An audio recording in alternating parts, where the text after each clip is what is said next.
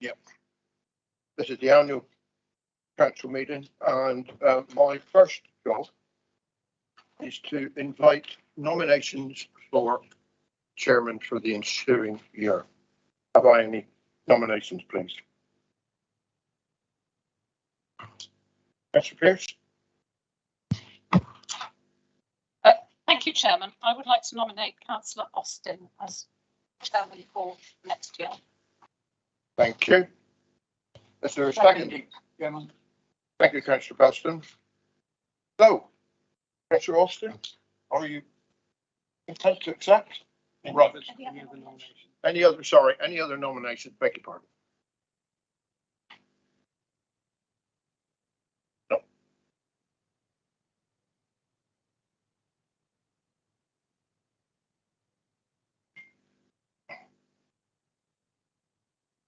I think that's unanimous, Mr. White, is it? Or not quite? White, Chair, 27 in favour, thank you. Right. Any against? None against, Chair. Any abstentions? One abstention. Right, thank you very much. So that's carried. Now I can ask you, are you happy to stand, Councillor? Yes, thank you. Right. So we'll do that bit next. So bear with us for a second whilst we swap the chains over, okay?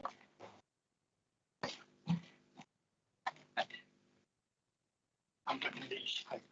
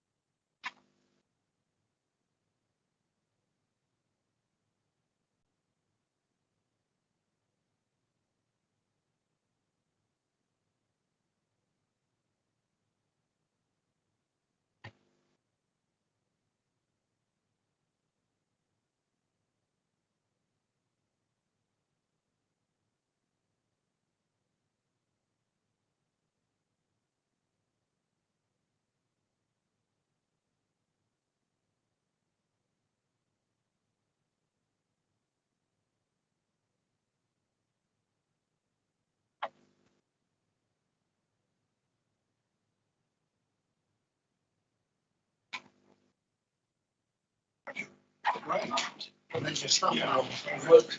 Okay. Probably best if you shift your laptop. My laptop. Okay, right. I will move you for a second. If you like your laptop, you can shut the chair.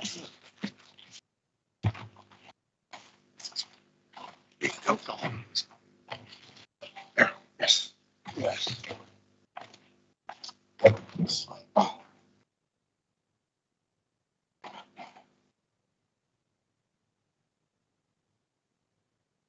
All good.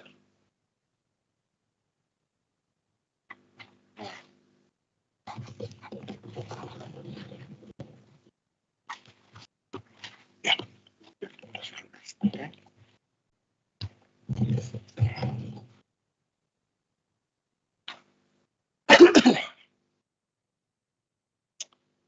I, Lance Austin, having been elected to the office of Chairman of South Hams District Council, declare that I take that office upon myself and will duly and faithfully fulfil the duties of it according to the best of my judgment and ability.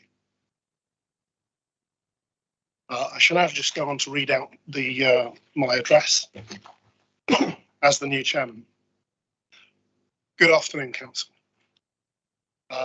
Can I start by saying that it is a real honour to be chairman of South Hams District Council.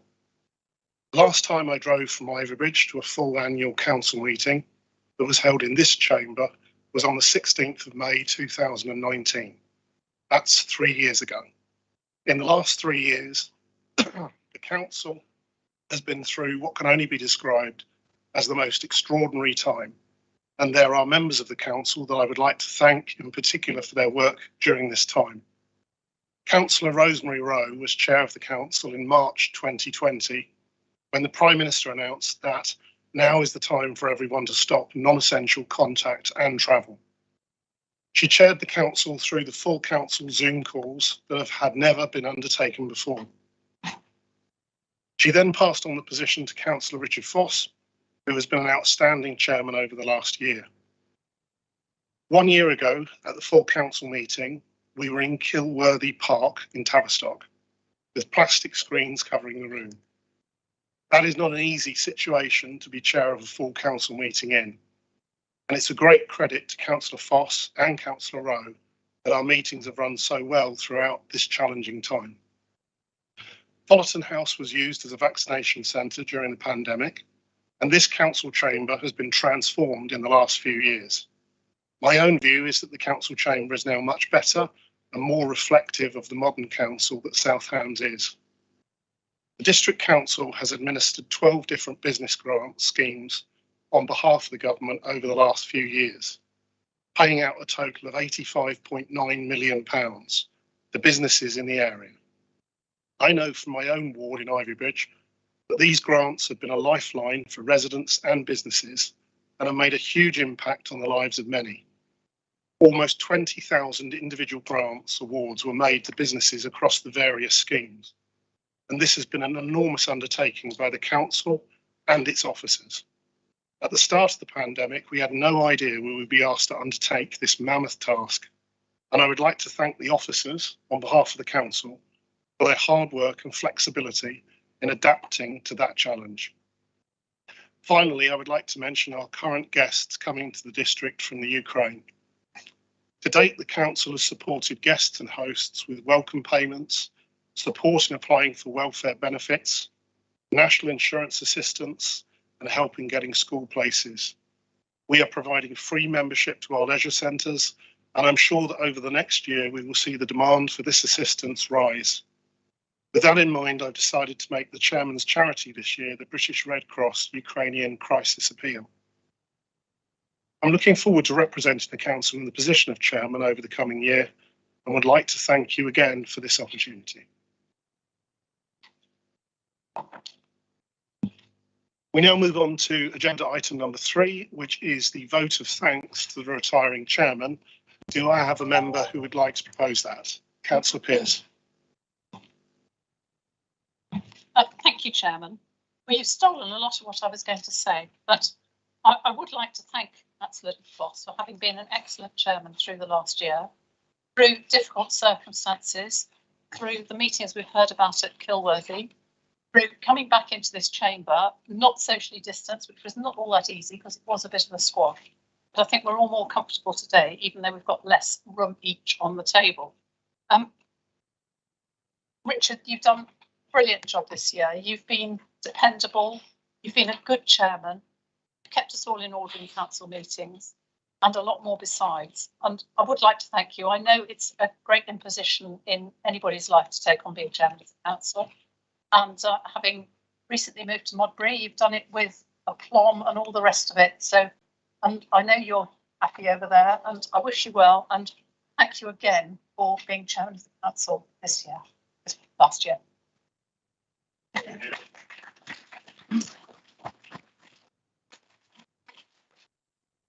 Do we have a seconder for the vote of thanks to the chairman? Councillor Brazil.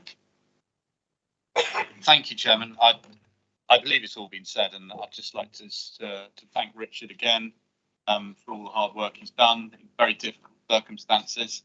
It's not been easy for any of us, but certainly not easy for you. And that's good times, some fun times, some angry times during the year, but I think you've dealt with it all with aplomb, and so thank you very much. Thank you. Second. Thank you. I believe Councillor Rowe, who was a former chairman, would also like to thank the retiring chairman. Yes, thank you, Chairman. I'd like to endorse everything that our leader has said, Councillor Pearce, and I've known Richard for a very long time, longer than I care to remember.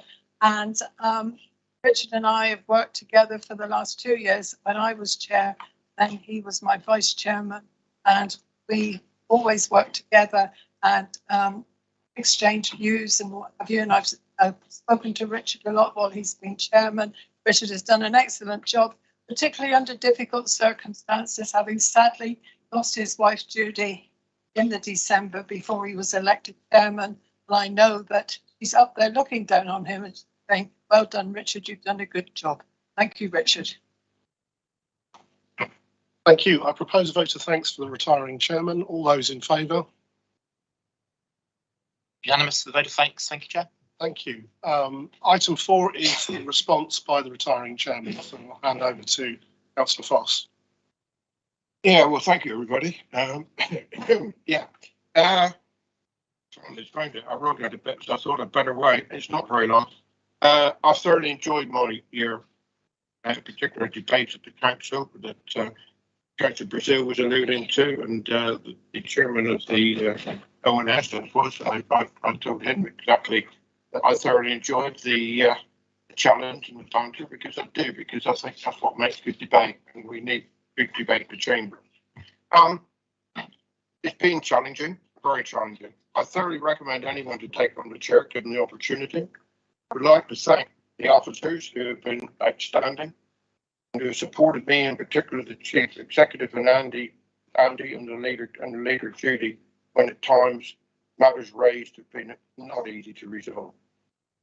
On the civic side, there have been a few functions, not as many as normal, that I've attended. Again, thoroughly enjoyed, although keen for the last list, but my wife, but long-term stomach, was not by my side. The invite to the Lord High Admiral's divisions at Dartmouth Royal Naval College was the highlight of the year, and I recommend anybody gets an invite to go there. I would like to thank all those who contributed to my charities of Dublin Ambulance and Cancer Research.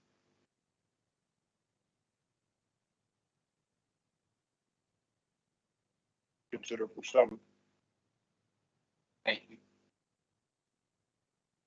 Thank you very much, Darren. So that's going to Dublin Ambulance and Cancer. I would like to dedicate this amount to my wife Judy, who in the past years has raised many tens of thousands of pounds for all these charities. Finally, I would like and hope that Councillor Austin Vance, that you enjoy your year as much as I have. Very much.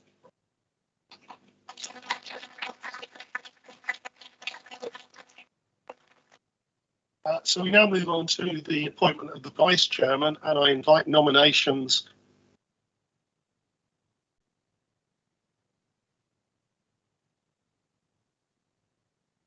Councillor Foss. I would like to propose Councillor Bernard Taylor as vice chair of this council. So we have a second. I'm happy to say. Seconded by Councillor Pearce. Are there any further nominations for the position of vice chair? No other further nominations, then we'll move to the vote. All those in favour of Councillor Taylor, please show now.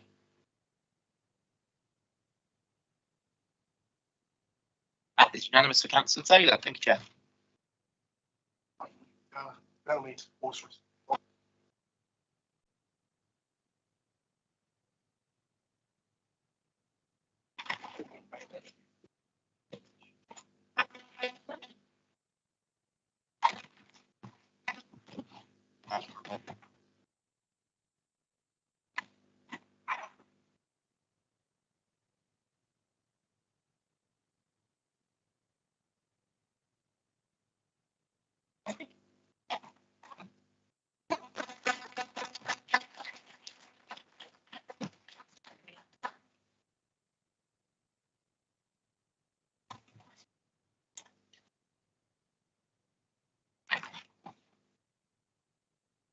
Okay, in accordance, declarations of interest in accordance with the Code of Conduct. Councillor Taylor just needs to read a declaration accepting one. Just need to.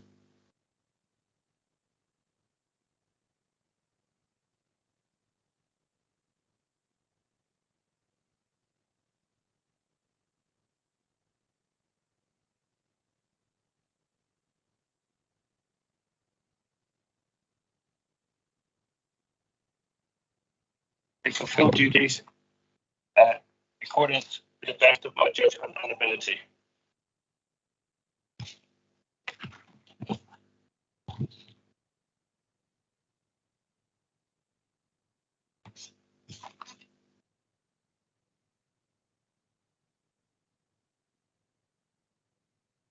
In accordance with the Code of Conduct, members are invited to declare any disposable pecuniary interests other registered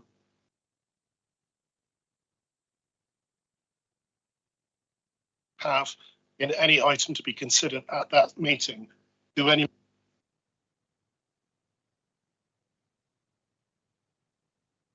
Number 7, there is a set of minutes that have already been provided to council. And do we have someone to move the minutes to approve as a true and correct record of the 31st of March 2022? Yeah, I can do that. Councillor Taylor moves. Do we have a seconder? Councillor Rowe. All those in favour? That is clearly carried for approval of the minutes. Thank you, Chair. Thank you. Agenda item number 8, which is the council constitution. I would invite the leader to introduce the report.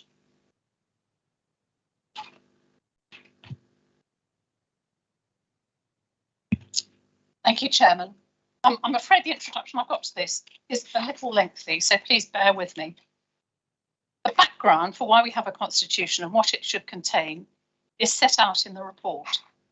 As members, we have been dissatisfied with the current constitution for some time, and the process of bringing it to a more up-to-date document began last July.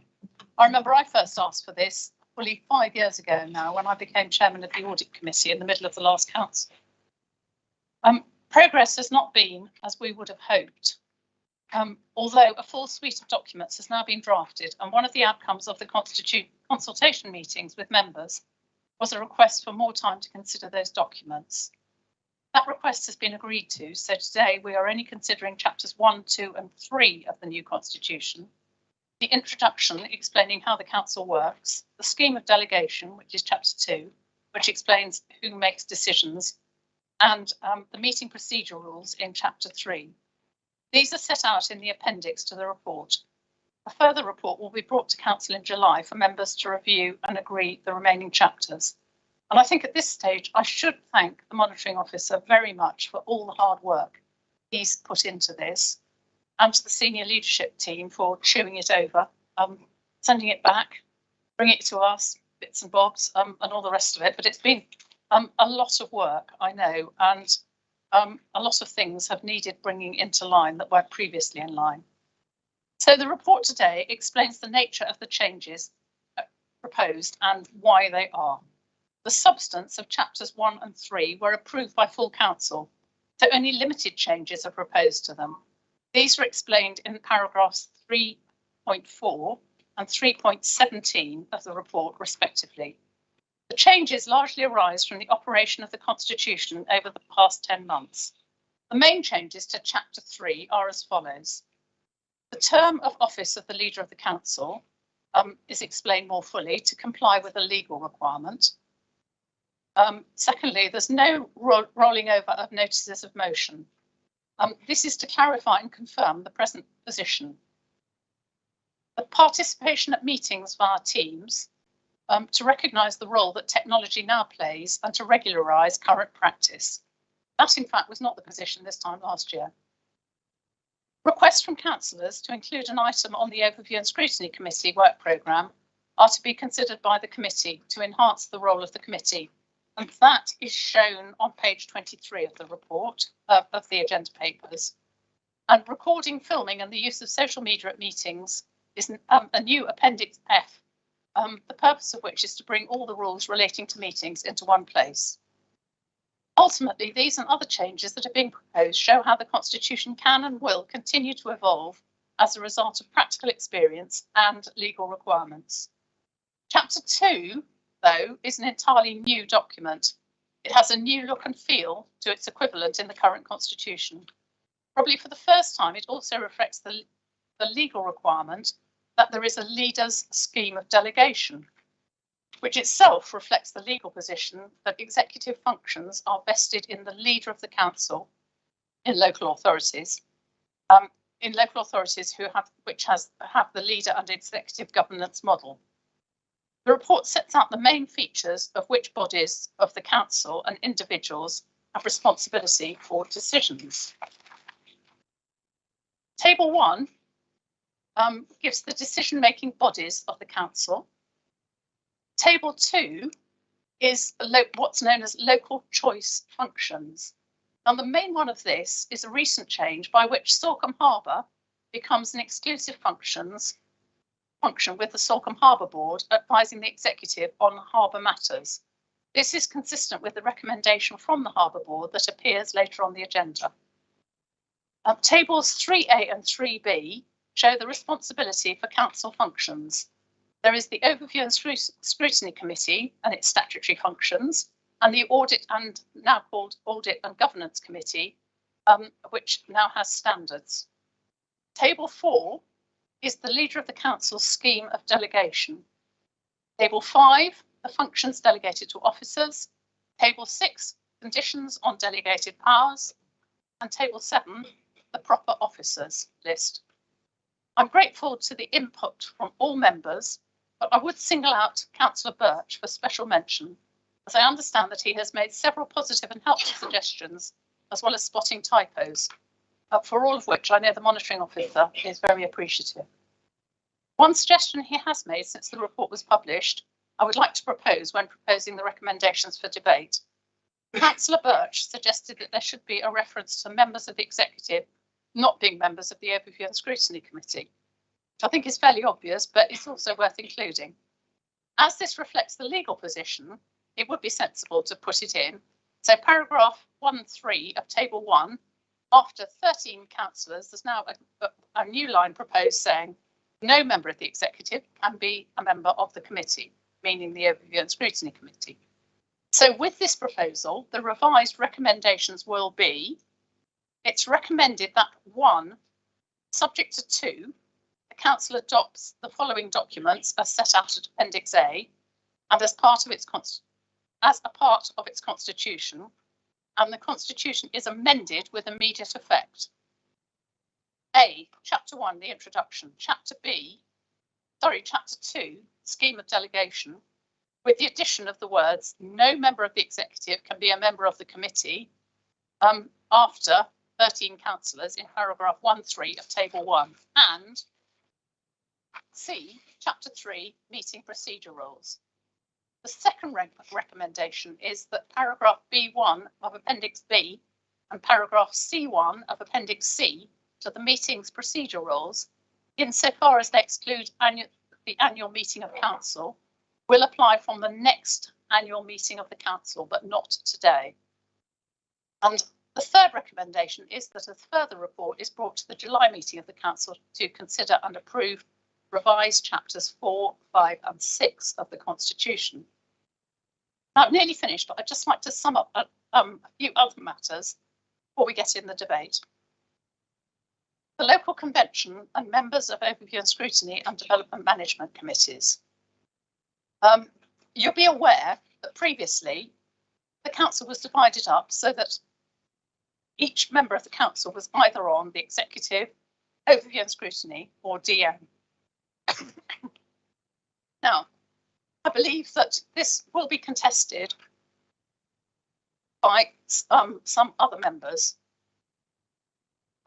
because previously the provision ensured that all members sat on one of the 3 committees.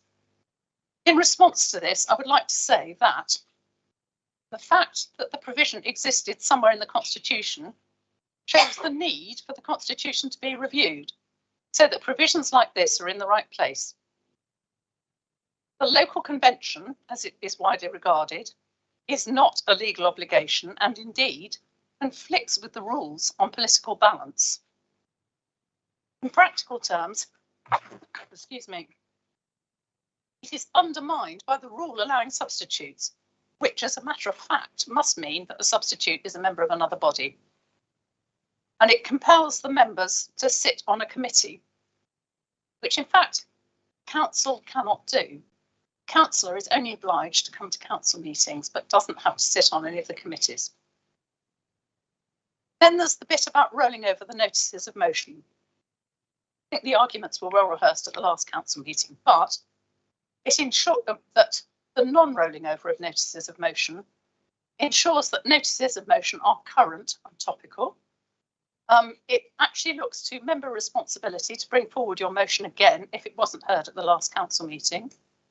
It avoids time blocking, and the 45-minute limit on debate was a quid pro quo for there being no limit on the duration of meetings. So just to sum up, I've already spoken about this, but on page 23, single member items for the Overview and Scrutiny Committee work programme. Although this is dealt with in the report, there was possible criticism that it was a late proposal and not raised in any of the presentations to group meetings. The response is that members were told that the draft documents were work in progress. The proposal evolved as part of the final brainstorming by SLT and the monitoring officer. It is recommended as it is for the reasons that I've already explained, and that is that a single member proposal can be brought to Overview and Scrutiny, but it should be tossed around by the Overview and Scrutiny Committee to make sure that there is justification for it before it's actually put on the agenda. So I hope that sums up everything. Sorry it's been such a long one, but this is a really important document. Chairman, I'll hand back to you now. Thank you, Councillor Pearce. Now, I know that the monitoring officer has spent a considerable amount of time on this, but I'd like to give the monitoring officer, Mr. Fairbairn, the opportunity to add anything further prior to questions. Yes, thank you. Should any member wish to take their jackets off, given the environment, please do take your jacket off should you wish. So, Mr. Fairbairn, would you like to add anything further on the discussion over the Constitution? Yes, thank you, Mr. Mayor, and thank you, Chairman. Chairman, I do beg your pardon. Yeah, Chairman, I beg your pardon. Wrong council. There are a couple of things. One is that there's a slightly revised recommendation, and it appears on the screen in front of you, which picks up an amendment, an error that I think Councillor Brazil spotted in terms of the membership of the Salcombe Harbour Board. So the draft had referred to 4 co-opted members. There are now, there should be 6. And the final amendment that's being recommended to you is to clarify further the position on the making of neighbourhood plans, so that it remains a council function, but it's a function that can be delegated to the executive to make. And this is simply to ensure that speed of decisions effectively, because as members will recall, there is a strict time limit within which the council must make a neighbourhood development plan that has been approved at referendum. So that is the third of the bullet points under point 1 on the screen in front of you. Otherwise, Chairman, I don't think there's anything else I need to say. Thank you, Mr. Fairbairn. Are there any questions from members of the council? Councillor Birch. Thank you. I've got 3 questions on chapter 2 and 4 questions on chapter 3. Shall I take them one by one? I think it might be helpful if Mr. Fairbairn is aware of the questions I'm asking.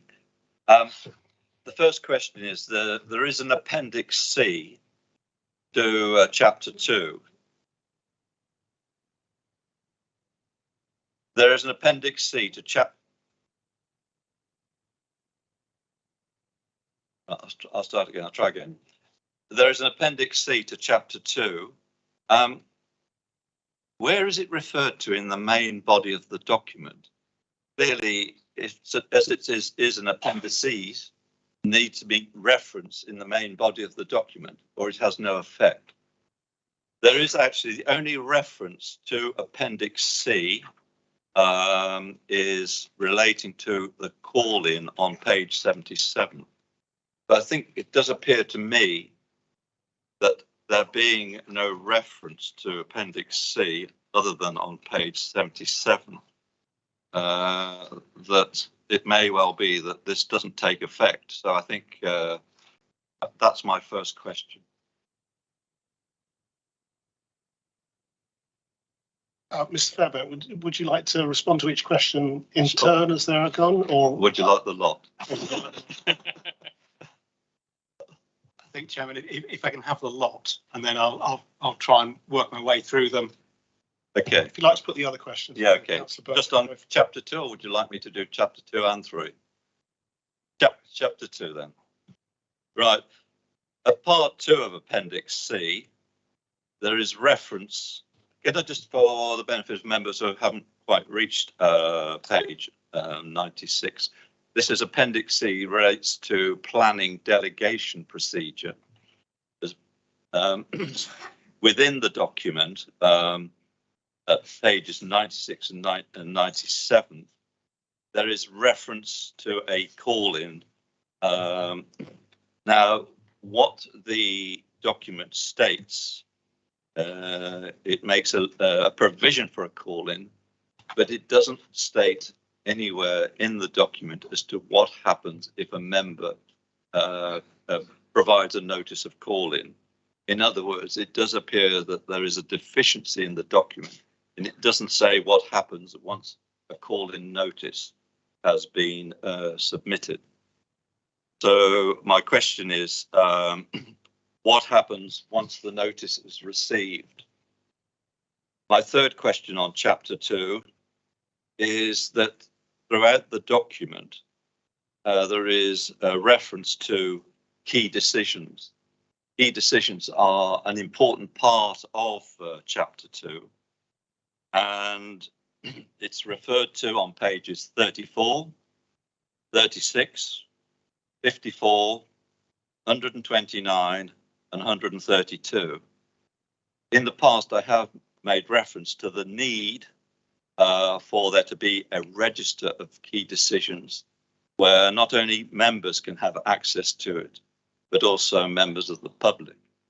I believe that the council has a statutory duty to provide such a register. There is no reference, it does not appear to be any reference to the register of key decisions in chapter 2. So those are my 3 questions on chapter 2. Would you like me to move on to chapter 3? Well, Mr. Fairbairn, would you like to come back on those 3 to start off with? I'm happy to take all the questions together if I may. How many questions in total do you have, Councillor? Another 4. Shall we go for all of them in total, and then Yeah, Mr. I'm happy Fairbairn to do can that, yes. run through them again? Okay, on chapter 3, the report, rather than the draft document, the report on page 23 states that there is, it makes reference to rule 19.2, regularizing attendance. There is no rule 19.2 in the document. That is on page 116. There is no 19.2. So has this been inadvertently omitted? That's my first question on chapter 3. Rule 6.2 of executive procedure rules concerning notice to executive members. The last part of the sentence, putting it bluntly, doesn't make sense. So should this be amended? That's on page 127. Rule 6.1a of the overview and scrutiny procedure rules. It makes reference to excluded matters, which has a hyperlink, and there is no any reference in the document to excluded matters. In other words, this is on page 131. Without there being a definition of excluded matters, that provision, in my opinion, is incomplete. So the question is, where is the full definition of excluded matters? And finally, throughout this chapter, that's chapter 3, there are references to hyperlinks to other documents. And yet these documents have not been produced or approved by council. And examples are such as access to information procedure rules, principles for good decision making, budget policy framework procedure, and the petition scheme. So without these documents being available, what is being proposed by way of it really makes the document incomplete. So without key documents being available referred to in the document, it makes, in my opinion, the document incomplete. So my question is, do you agree, Mr. Fairbairn? Those are my questions. Thank you, Mr. Fairbairn. Would you like to respond to one of the questions? Thank you, Chairman. In terms of Chapter 2, Appendix C and the cross-reference, in terms of falling, first of all, the cross-reference in paragraph 5.115, which is the delegation to officers in terms of planning matters, paragraph little e says has been called in by the council in accordance with Appendix C. That's on 77. page 77. In terms of Chapter 2, Appendix C, the call-in, it quite clearly is that the matter then is called in and it goes to the Development Management Committee. The register of key decisions, that is something you're quite right, we should be maintaining, and that I'm assured will be maintained. I don't think there's a need for it to be referred to in the scheme of delegation as it stands. In terms of I'll get Chapter 3, the references to hyperlinks and they're not being approved documents. You'll be aware, Councillor, that the account constitution already includes a number of the documents linked that would be linked to those hyperlinks once the document is complete. And so the council has approved those documents. It has approved its petition scheme. So I think it's incorrect to say that the document itself is incomplete. The reference to excluded matters in Rule 6.1A of the Overview and Scrutiny Procedure Rules. Yes, correct. There is a link to excluded matters, and apologies, but had the whole of the Constitution come as we were intending a week or so ago, then there would have been the glossary would have been included, and that was included in those. So apologies to members for that, but there is a glossary which will come before you at your next meeting in July, which will be part of the complete package. And on page 127, so that was 127, I think. Are you 127. Yeah, sorry, what's the point on 127? 6.2, Rule 0.62, the last part of the sentence does not make sense.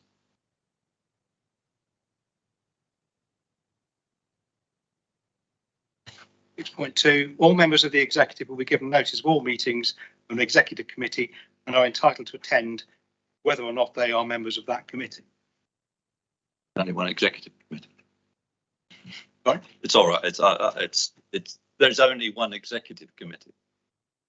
No, there doesn't necessarily need to be only one executive committee, because in fact the leader can set up, or the executive can set up an executive committee at any time. Delegate decisions to the executive. That's the executive committee. And then you then said Paris Centre Order Council Procedure Room 19.2. Page 116. Sorry, your point in respect of that was A was missing, but what was the cross reference you were referring to? Say the report on page 23 makes reference to the report on page 12. Typo nine. in the report, Chairman. It's on page 23.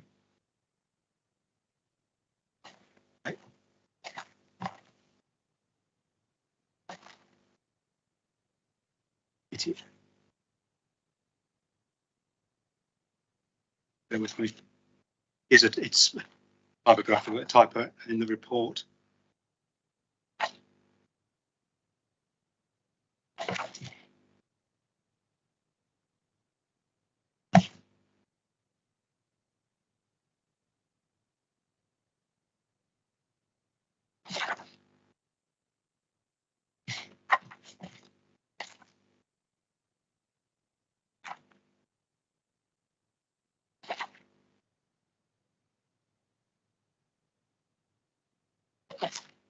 Big beg your pardon, members.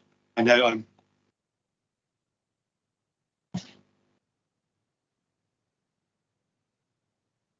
The cross reference is wrong in the report, I can assure you.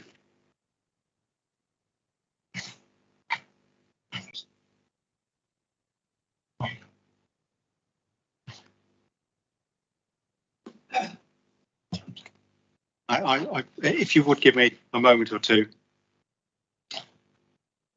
Well, just give Mr. Fairbairn a moment or two to come back to that question. Are there any other questions from any other councillors regarding the constitution at the moment? Councillor Hodgson.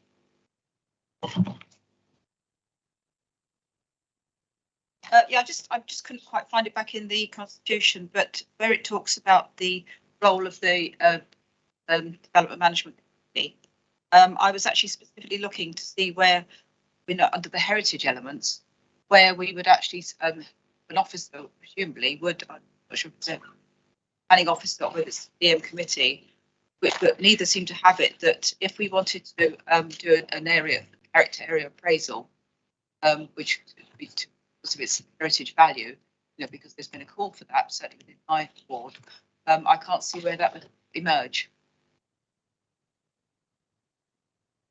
Do we have any other questions on the constitution from any other councillors? Councillor McCain. Okay, thank you.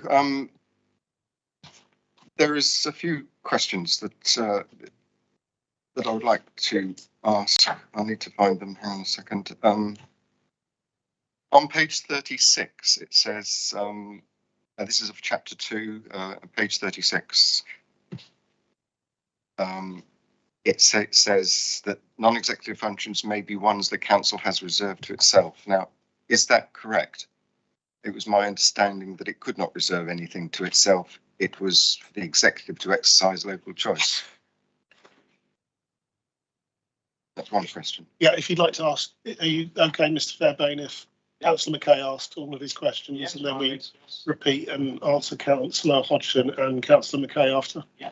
Do you have any further questions, Councillor McKay? I noticed that in chapter 1, the summary and explanation, it talks about the Local Government Act 2000.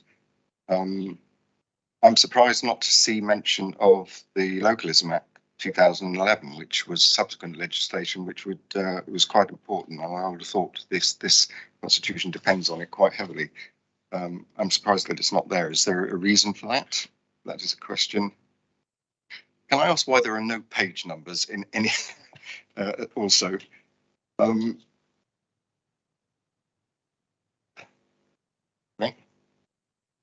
Oh well, maybe they are there, but okay, but and I have a more overarching comment to make. For me, one of the big problems with this constitution, and as subject of a conversation I had just before this meeting, some members will be aware that a motion to discuss Rwanda was disallowed, and that was because of the Constitution allowing the monitoring officer and or the chief executive officer to rule on what members may or may not discuss. And I personally have a big issue with that. And the wording in this Constitution is exactly the same and serves to reinforce that it falls to the monitoring officer to make decisions on this without consultation with any members. And your question, Councillor? Well, my question is why why are we persisting with this? This is a topic that's come up in the past, and so I'd like to understand the rationale behind reasserting that power for the monitoring officer without discussing these matters with members.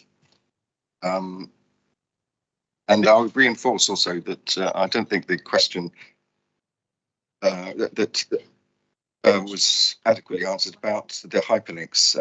The Constitution is full of hyperlinks to a variety of. Can we get to your final question, Councillor McKay? Okay, I don't think I'm taking any longer than Councillor Birch, so I'm not quite sure why there's an issue. There are. I think these hyperlinks to external documents, they haven't been approved, I don't believe. And so that's my final question. Mr. Fairbairn, are you happy to respond to those questions? Do my best, Chairman. The final question from Councillor Birch.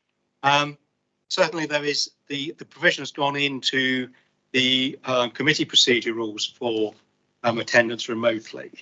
It's committee procedure rule 4. It is there, and it's also repeated at executive procedure rule 6.1. Unfortunately, it doesn't appear in the council procedure rules. I'm not quite sure why that wasn't carried forward, but certainly it can be. We can propose an amendment to include it, should you so wish. The wording is effectively set out in council procedure rule 4. 4 point. Listen.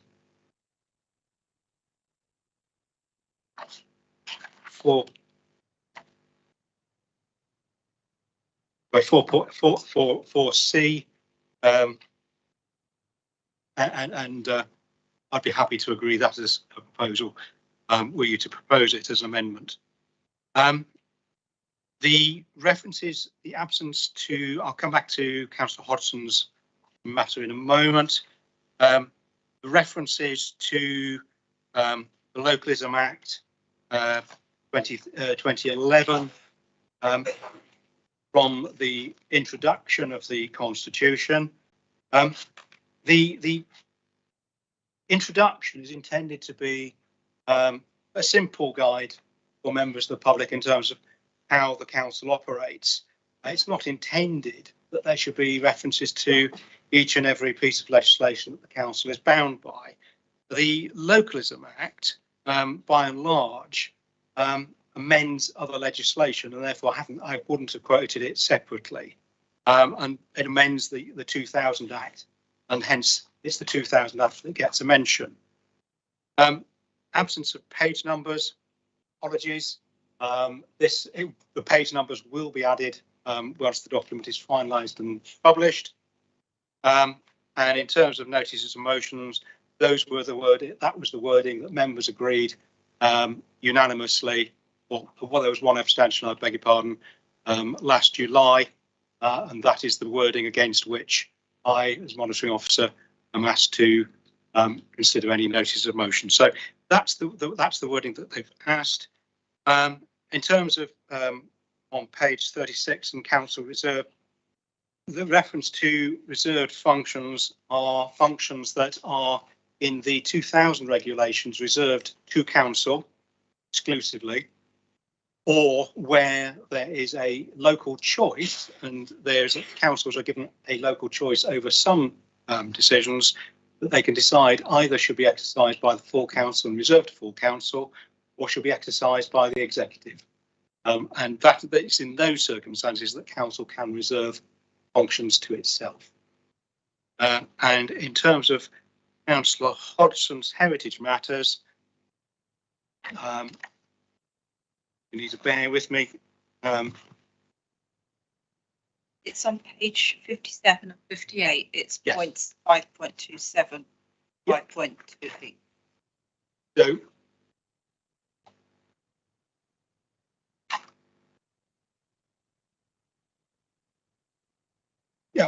Yeah, you sorry, Cathy, what you're saying about conservation area assessment? Yeah, so what would actually trigger that? I mean, if there's, and I, as you're possibly aware, I brought it to the council, thinking maybe that we should be looking. I recognise that the AONB is under the AONB partnership, and those offices are quite correct. But it seems that any characterisation of new areas that we wish to conservation areas, and it seems to be it's a deficit. I can't see where that would start from. I have raised it at full council. It's like and I understand we have new conservation officers. That's some time ago. I can't see how that fits in. I don't think there'll be any difference to what would happen now. So whatever the process is now, I don't think it's dependent on the scheme of delegation. Members, are there any further questions on the constitution? No. Would any councillors like to ask any further questions on the proposed constitution? At which point the recommendation as updated on the screen is proposed. It needs to be proposed. Do I have a proposer? Councillor Pearce. And seconded. Councillor Bastone. So we now, members, move into the debate. I believe you don't wish to introduce the debate, Councillor Pearce, do you? I think I've probably said enough for the moment, so I'll wait until the end. Thank you. So, members, we now move into the debate. Which members wish to speak on the matter of the constitution? Councillor Birch. I have got one proposed amendment to chapter 2. I've got 5 proposed amendments to chapter 3 and 2 amendments to on the report. There is a way of perhaps short-circuiting this, in that I'm sure you'd love to plough your way through all those amendments, but there is a way that we could possibly save time, and that goes back to the recommendation on the first recommendation on the report is that this constitution is amended with immediate effect. I can't see it on the screen. Oh, it is. It's down the bottom there. It's that the bit where it says the following documents are set out at Appendix A as part of the Constitution, and the Constitution is amended with immediate effect. In other words, what happens at this meeting today has effect for the rest of this meeting. What I'd like to propose is that there be an amendment to that so that it's not with immediate effect, but that in fact it is replaced by, and the wording I propose is, upon council adopting the complete constitution, including all documents with hyperlinks. In other words, we approve the constitution as a whole when we have everything in place. In taking that particular route, then it will give members the opportunity to discuss with Mr. Fairburn, and perhaps give an opportunity for the Chief Executive to discuss with members not only the amendments that I wish to propose, but also amendments from other members. So in other words, what in fact I'm proposing is that we don't adopt it today, but we adopt it using the wording that's been put on there. But it then allows, as long as it then allows that there to be further discussions between officers and members to see if they can overcome some of the issues that may arise if we don't accept that, and then bring that back to the meeting, hopefully in July. I mean, I think it's fair to say, and I agree with Councillor Pearce, no, this action is required to sort the constitution position out, but I think it's important that we get it right. So I'm just putting that forward as a way of saving probably at least an hour's time debating various amendments today. So we have a proposed amendment from Councillor Birch. Do we have a seconder? Councillor Brazil. So we move on to the debate on the amendment. Do we have any members who wish to comment on that debate? Councillor Baston. Chairman, I will be voting against the amendment because we've all had ample opportunity to discuss the Constitution with Mr. Fairbairn. And in fact, Councillor Birch himself has spent many days and hours discussing the Constitution with Mr. Fairbairn. So that's for those reasons I will vote against the amendment. Thank you, Councillor Baston. Any other members wish to comment on the amendment before us? Councillor Pearce. Chairman, this is filibustering. Chapters 1 and 3 were approved last year without any problem at all. There have been minor amendments to them. Chapter 2 is plain, set out in tables, easy to understand. The opposition have already kiboshed bringing the whole constitution forward by splitting it into 2 parts. So this is their way of now not approving anything at all. I will not be agreeing to this. Do we have any other members who wish to comment on the amendment? If not, then Councillor Brazil. Yeah, thank you, Chairman, and congratulations. Yeah, I mean, you're absolutely right. I mean, members of the opposition group did have an opportunity to discuss changes to the Constitution with the Chief Executive and Mr. Fairbairn. During those discussions, what wasn't made apparent to us, and maybe we should have picked up on it, was that the item that the leaders already discussed about members being allowed on to sit on at least one of the 3 committees, executive, DMC or ONS, had been excluded. It's probably the biggest change to the Constitution there is, and yet the Chief Exec and Mr. Fairbairn decided it wasn't worth mentioning to us. We had asked for tracking showing us changes to the Constitution, and yet we were told that wasn't necessary. So here we are, we had something to the Constitution that had been crossed out, but we had no idea that it had been crossed out. And I apologise that we should have actually all gone through 150 pages of it with a fine tooth comb and spotted that. But I would have thought at that stage it would have been better if that had been pointed out to us and we could have had a proper debate and a proper consultation, but that was not the case.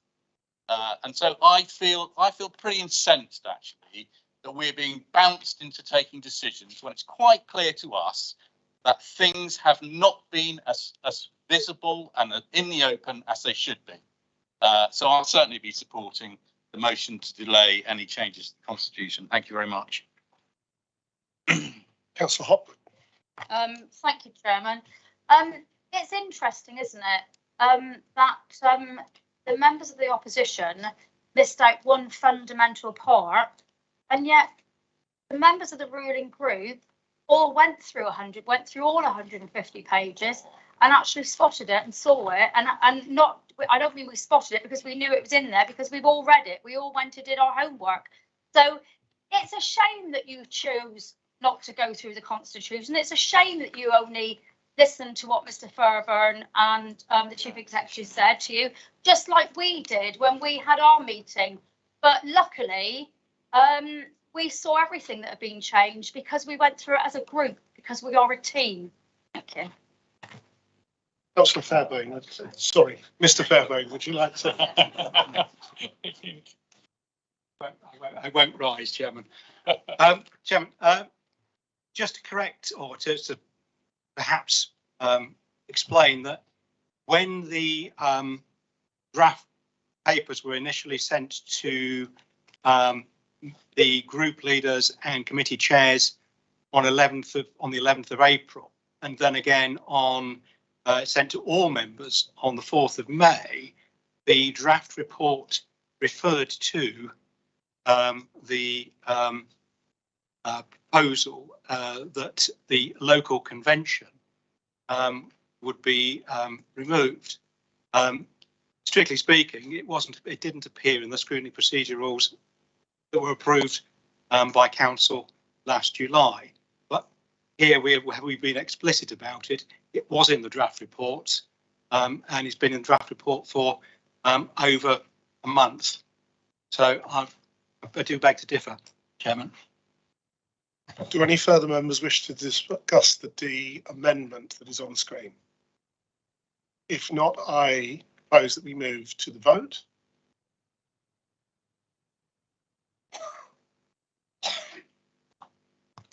All those in favour of the amendment as it stands on the screen?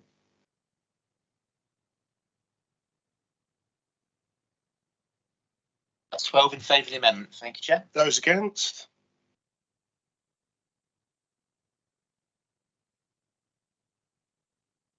Seventeen against. Thank you, Chair. So the amendment is therefore lost and we return to the initial recommendation. Are there any members who wish to speak to the original recommendation? Councillor Birch, I think. I want to propose an amendment. Oh, right. Okay. Yep. Several. Okay. So I'll start with the first one then, which is an amendment to Chapter 2, and this is on page 38. And this is Table 1, Item 1.3, Overview and Scrutiny Committee. I would like to propose that we add that no member of the Executive or the Development Management Control Committee. Councillor Birch, I don't know if your microphone's on, is it? Sorry, I do apologise. Sorry. Switch the other microphones off. Sorry, I apologise. Start again then. So I'm proposing an amendment to Table 1, Item 1.3 on page 38 of the relating to the Overview and Scrutiny Committee. I propose an addition that the note as follows: no member of the Executive or the DMC appointed at the annual meeting can be appointed members of ONS. And the reason I put forward this proposal is that on several occasions during this meeting, the leader of the council and Mr. Fairburn have referred to it being a convention. It is not a convention. It is an item that has been in the constitution of this council for many, many years. The fact is, and I'll read out to you what the Constitution has said, and I understand that this has been in place for, as I say, for many years. And this is what it states in the Constitution, and therefore it is not a convention. It is part of our Constitution, and as a heading, who may sit on the scrutiny panel? And it says all councillors except members of the Executive and the Development Management Committee are eligible to sit on the Overview and Scrutiny panel, which will comprise 13 members. So that has been part of the constitution of this council for years. Now, what is being proposed is effectively relegating at least 2 members of this council, and I'll use football parlance, to the non-league. There are, as Councillor Pearce mentioned, there are 3 main bodies in this council. And the way that the Constitution has worked in the past is that all members will sit on one of the main committees. If this proposal, as currently set out in the paper and as proposed in the main recommendation, if this goes through, it is effectively sidelining, as things stand at the moment, Councillor Pennington and 1 Lib Dem councillor, and they're being relegated to the licensing committee. The licensing committee is not the licensing committee, I checked, last year met on 2 occasions. There were 2 formal meetings of the licensing committee, and during that period, they only considered 2 main items. In other words, we're effectively, if this goes through, we're effectively sidelining at least 2 members of this council. I think that is wrong, and it has been the fairness of the Constitution as it stands at the moment entitles all members to be involved in the running of this council. The sideline at least 2 councillors is wrong in my opinion, and I think it will be a shame if the ruling group vote against it. However, can I just heed a warning? The administration of this council may change in a year's time. So when you come to vote, just remember when two or more of your members are sidelined, just remember who voted for it. So I would ask you to give it careful thought, and therefore I'd like to propose the amendment. Do we have a seconder for that proposal amendment as it is on the screen? Yeah, I'll second. I think Councillor O'Callaghan actually managed to second it first. Yeah. So moving on to the debate, I know that Councillor Foss has indicated that he would like to speak on this particular amendment. Is that correct, Councillor Foss? Well, Chairman, if you go back far enough, there was a stage when any member could stand on any committee. And it was only decided by our previous leader, Councillor Tucker, to split it up to try and make it perhaps more efficient. But I myself have felt somewhat disenfranchised. I'm on the D&M committee, but can't be on anywhere near the scrutiny committee. And we only meet once a year. I don't think that's right. So I think what you're saying, Councillor Birch, is not correct, and I don't agree with it. I'm sorry.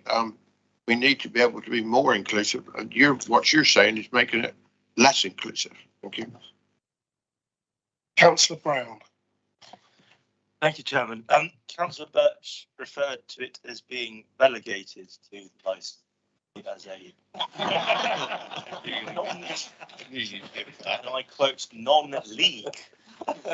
There's some very good teams in the non-league, as I'm sure Councillor Birch is very much aware. Yeovil. Yes, there are only a few meetings of the licensing committee each year. However, there are on a great number of occasions reasons to call subcommittees in order to consider specific licensing applications, and for which almost every single member is invited. Obviously, it only requires 3 members to attend, and if the application falls within a member's ward, they cannot be part of it. But every other member of the licensing committee is invited to attend on a first come, first served basis. So just in defence of the licensing committee, and I don't consider it a relegation as chairman of that committee. Thank you. Do any other members wish to speak to the amendment? Councillor Smeaton.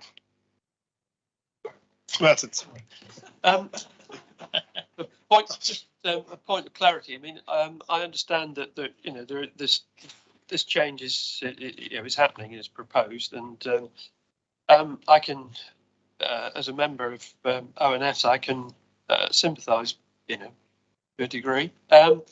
So I'd like Mr. Fairbairn to clarify. I understood that the reason that this was occurring is because in the review of the Constitution, it's been decided, or it has become apparent that the ONS committee should become politically balanced. Now,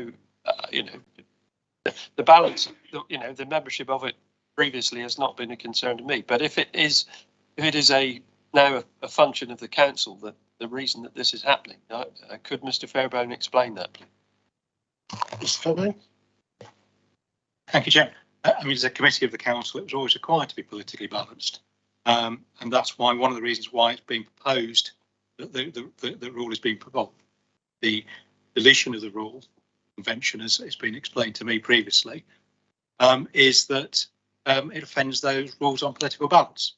The other thing I would say with regard to the long-standing nature of this particular rule is that since the rule was adopted, the council has now adopted rules on substitutes. So that therefore means that anybody, it has to mean that a member of the DM committee may well end up having full voting rights as a substitute on the Overview and Scrutiny Committee, and vice versa. So that is the big change that has necessitated the change to the rule. Does any other member wish to? Councillor Brazil. Yeah, thank you. Just in the same way that we have written in our constitution that the executive does not have to be politically balanced, we could just as easily say that the Overview and Scrutiny Committee doesn't have to be politically balanced. This is a political choice that has been taken, and I accept that we are in a political council.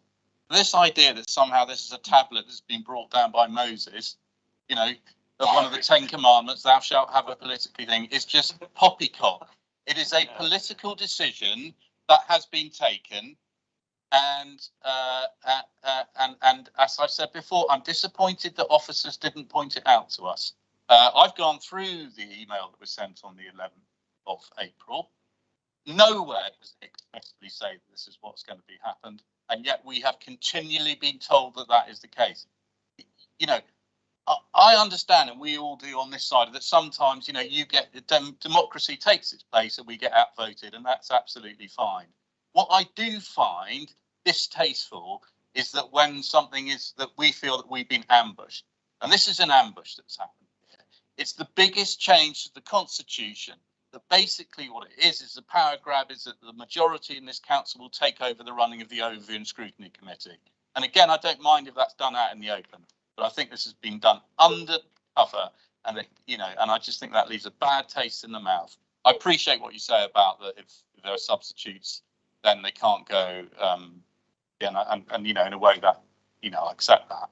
But it would be just as easy to have left it in before, that every member of the council had to be on executive, DMC or ONS. It's only because the leader of the council chooses to put lots of her administration into the executive that there aren't enough members to go into the ONS. And so that is why should we all suffer on this side just because that's the decision of the leader of the council?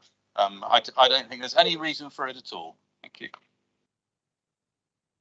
I'll come back to the leader of the council at the end. Are there any other members who wish to speak before I? Councillor Callaghan. Yes, thank you.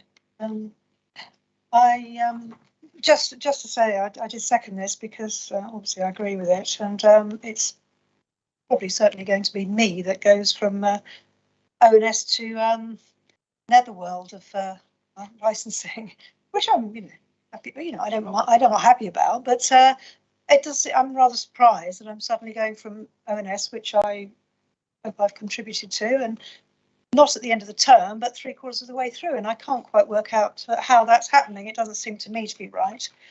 Rather suddenly, having not yet been highlighted to me, and myself and Councillor Pennington are apparently going to licensing after, as I say, having, I think, contributed and enjoyed being ONS, and it doesn't seem to me to be a right thing to do. And it does seem to me to be political. And if the executive doesn't have to be balanced, why does the ONS apparently have to be balanced? It's a scrutiny committee after all. It's a critical friend, and I think that the opposition is best placed to actually scrutinise and criticise in a positive, constructive way. And from a personal point of view, it means I'm going from ONS to licensing, and I can't really quite see quite how that's fair and right. So yeah, just giving a personal view on it. Councillor Pearce to conclude the debate. Thank you. I really object to being told that the executive is so big. The executive could have up to 10 members on it, and certainly for part of the end of the first year and the second year of the council, there were only 5 of us on it because we lost David, which was really sad and a big blow to us all. But there are 6 of us, including a member of the opposition, and we all work really hard to fulfil our places. Now, I could easily put 10 people on the executive, but that wouldn't help matters at all, would it? And we know that it's hard only having 5 members of the executive. So I think 6 is about the right division of labour. Now, there is a protest. I can understand the protest, and I'm well aware that at some time, I'm sure, the opposition will be in control and we may not be, or it may be no overall control, and that political balance will still pertain to the groups as proposed now. I can see that happening, and I'm well aware. I'm going into this with my eyes open, but I do think we can act in a legitimate way like councils all over the country, and this is what councils all over the country do. The local rules were slightly odd. Everybody's been talking about licensing, but nobody have local rules at golf clubs, and I hope that maybe my the vice chairman will put me right on that. But I'm afraid you can't have local rules in councils. We have to work according to legislation, and that's what we're proposing to do. Thank you, Emma. So we'll move to the vote, having debated the amendment that is on the screen. All those in favour of the amendment as it is on the screen, be shown.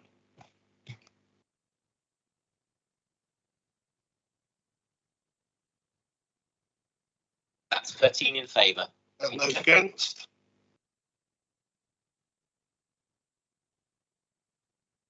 Sixteen against. Thank you, Chair. So the amendment is not carried. We return to the original recommendation, but I believe Councillor Birch has another amendment. Yeah, I'll try and, I've got, on chapter 3, I've got 5, but I think I can probably condense them into 2.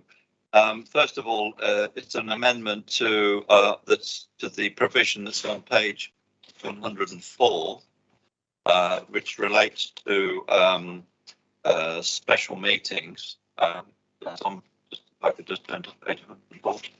Yeah, it's 104. It's the provision relating to calling special meetings.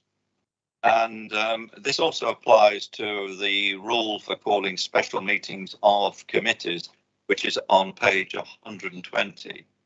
They have similar provisions.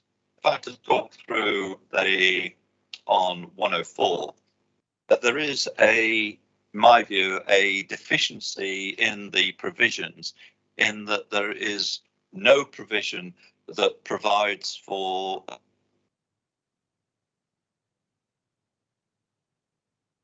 calling the meeting, but there is no provision in respect of fixing the meeting.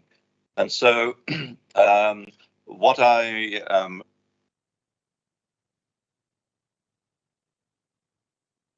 end is as follows. The special meeting shall be held within 14 days of the meeting being called. I'll repeat that. The special meeting shall be held within 14 days of the meeting being called. And there is also a similar addition on page 120, which deals with the committee procedure. I'm just turned to page 120. 120 special meetings. Again, as if you go on page 120, top of 121, there is rules relating to the calling of a meeting, but again, there is no provision in relation to the fixing of a meeting. And I think that's important for completeness, that the Constitution sets out that once a meeting has been called, the date of that meeting needs to be within a specified period. And that's why I'm proposing an amendment that in respect of on 120, that the amendment reads meeting to be held within 14 days of being called. So I think those can be taken together. And the reason for proposing this, it's an addition to the Constitution, is for completeness, so that there can be no confusion as to when the meeting should take place. At the moment, it's open to what I would say misinterpretation. I'd like to propose that. Do we have a seconder for that? Councillor Brazil. We move to the debate regarding the amendment as it will be soon appearing on the screen. Councillor Rowe. Thank you, Chairman. Well, I would not be in favour of this because if you're calling for a special council meeting, we may not have all the information that's necessary to deal with the item which you wish to discuss. So we have to be given time to get all the information together that we need to have a special council meeting. Thank you. Would any other members like to comment on the amendment as it is on the screen now? Councillor Rose. Can I just ask a question, which is what is the average length of time that a special council meeting is normally brought forward from being called of the officers. Thank you. Does anyone? Yes. I suppose what has brought this on is that 5 members of this council called for a special meeting requiring FCC to appear before members to give a presentation and to give answers. If my memory serves me correctly, the request for a special meeting went in, I think it's either at the end of April, beginning of May, and the meeting is not being held until, is it the 8th of June? So it's taken 5-6 weeks for the meeting to be called. And I have had correspondence with the chief executive on this, and I think, in my opinion, that is far too long. I don't have any other, cannot recall any other time periods that have been relevant as far as special meetings, but that I'm using that as a case in point, that I think it needs to be set out in the Constitution. In my view, 6 weeks is far too long, and therefore that's why I'm proposing the 14 days. Councillor Foss. Yes, Councillor Birch has alluded to, I was in the chair when that request was made, and I talked to the chief executive about it, and we just had to make sure that the people that we wanted to put in the hot seat, so to speak, were available to do so. There would be no point in having a meeting with a lot of hot air if there is the actual people we actually were questioning at the time were not available, or were not prepared to make themselves available. And as I understand it, we will now have that meeting in June, where hopefully, I can't guarantee it, I don't suppose, but hopefully that the people that we wish to have there, that we need that flexibility. I mean, within the rules as they are now, it's quite possible to have one in a week, but it just depends on the situation of who and what we can have, who we need to have there. So I understand where you're coming from, and I understand your frustration, but that was the situation at the time, and that's why I'd like to leave things as they are. Thank you. Councillor Rowe and Councillor Rose, I believe you've already spoken on this amendment, and you're only entitled to speak once. Do we have any other? Councillor Spencer. Thank you. I'd rather not, if you don't mind. Sorry, I'm not sore foot, and I'd rather not stand up if that's okay. Looking at 3.1F on page 104, it says that 5 councillors by signing so and so and so and so call a meeting within 7 days. If you adopt the amendment, that only gives another 7 days for the meeting itself to take place, with all the things that Councillor Foster has alluded to in getting people together, getting information together and whatever. So I don't actually think that the amendment is actually practical at all. Thank you.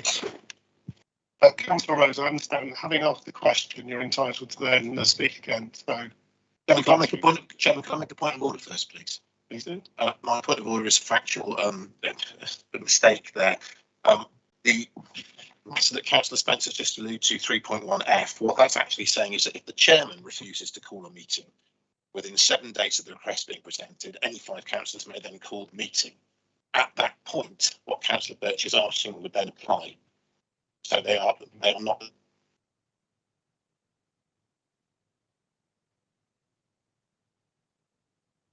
At 1F. I think the monitoring officers agree.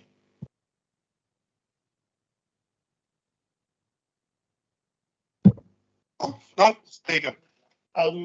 Mr. Fairbairn, can you just confirm that? That's correct. I think Councillor was relating the 2 issues. It would be fine. And Councillor Rose. Thank you. Yeah, I want to support this motion, and the reason being, and I'm aware that there's, I would refer to officers as to what is a realistic amount of time. But the reason that I think that this motion should stand is that when you call for a special meeting, it's because of an urgent business. It's not about something that could come in a month's time. And even if you can't have the relevant people there at the meeting, it's because there's something that's present and urgent and therefore is needed to be discussed immediately. Now, the FCC is a particularly hot example. And I'm aware that sometimes this could cause an issue, but I think that realistically, when something is needed discussing straight away, to then wait 5 weeks creates the illusion that nothing is being done publicly. So having a meeting within 14 days, or if there's a longer period of time, like 3 weeks, for example, whatever it is that is agreed, what it just shows the public and for us, it gives us the opportunity to discuss that and to be present with what's happening. And then if at that meeting, it's clear that we need representatives from whoever to come to another meeting, whether that be an ONS meeting or whatever, that can be arranged. But the important thing is that we are able to act quickly and that we're not then waiting for so-and-so to be ready, or as it was sort of mentioned, maybe they're not even ready in 5 weeks' time. What if they get, you know, ill or something? So it's, if we're waiting really extended periods of times to discuss urgent matters, we're giving an image of being very complacent, and members that we aren't necessarily, we won't have the information that we would be able to attain at such a meeting and a kind of unified view on the issues that we are then able to give our members of our constituents and the members of our communities the view of the council, having had the opportunity to come up with that view. Thank you. Do any members who have not spoken so far wish to speak? If not, I shall move to the vote. Judy, Councillor Pearce is happy to move straight to the vote. So if so, we will move straight to the vote. All those in favour of the amendment?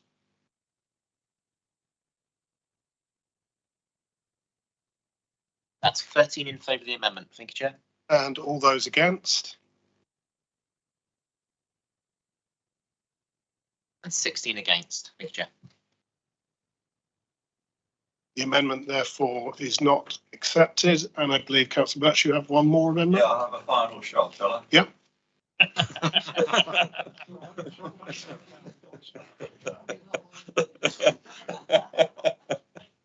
Okay, there's always a chance. Right, this is the final one then. On this, it covers Appendix B on page 140 and also Appendix C on 143. So if I could just first of all find 140. 140 is question. 1 second.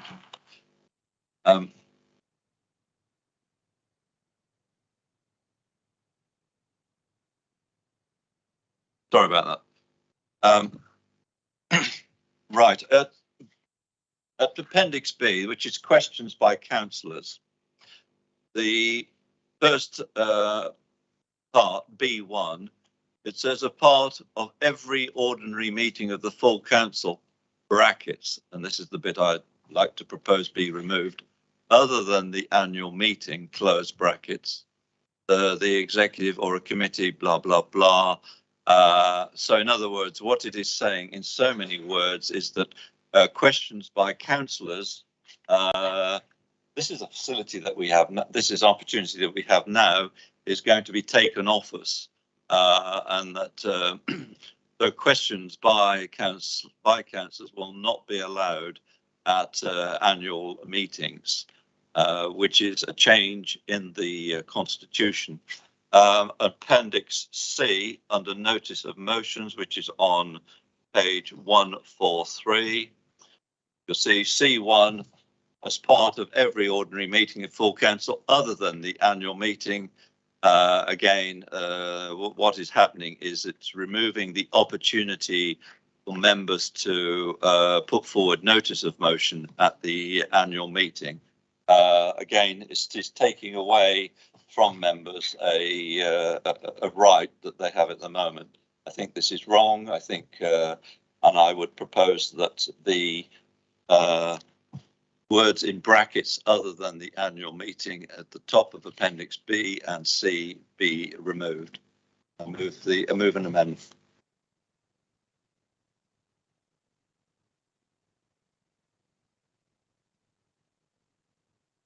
Do we have a seconder for the amendment as it is proposed? Councillor Rose, you seconding? Yep. So, With the amendment on the screen, do members wish to speak to the amendment as it appears on the screen? That's right. This is actually a question, I'm not 100% sure, but is the seconder given the opportunity to speak first? Mr. White? I've already spoken.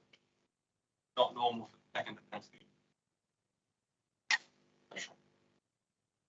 Would you like to speak now or later? Thank you. Yeah, no, I was just unclear about that, but thank you. Yeah, I will speak.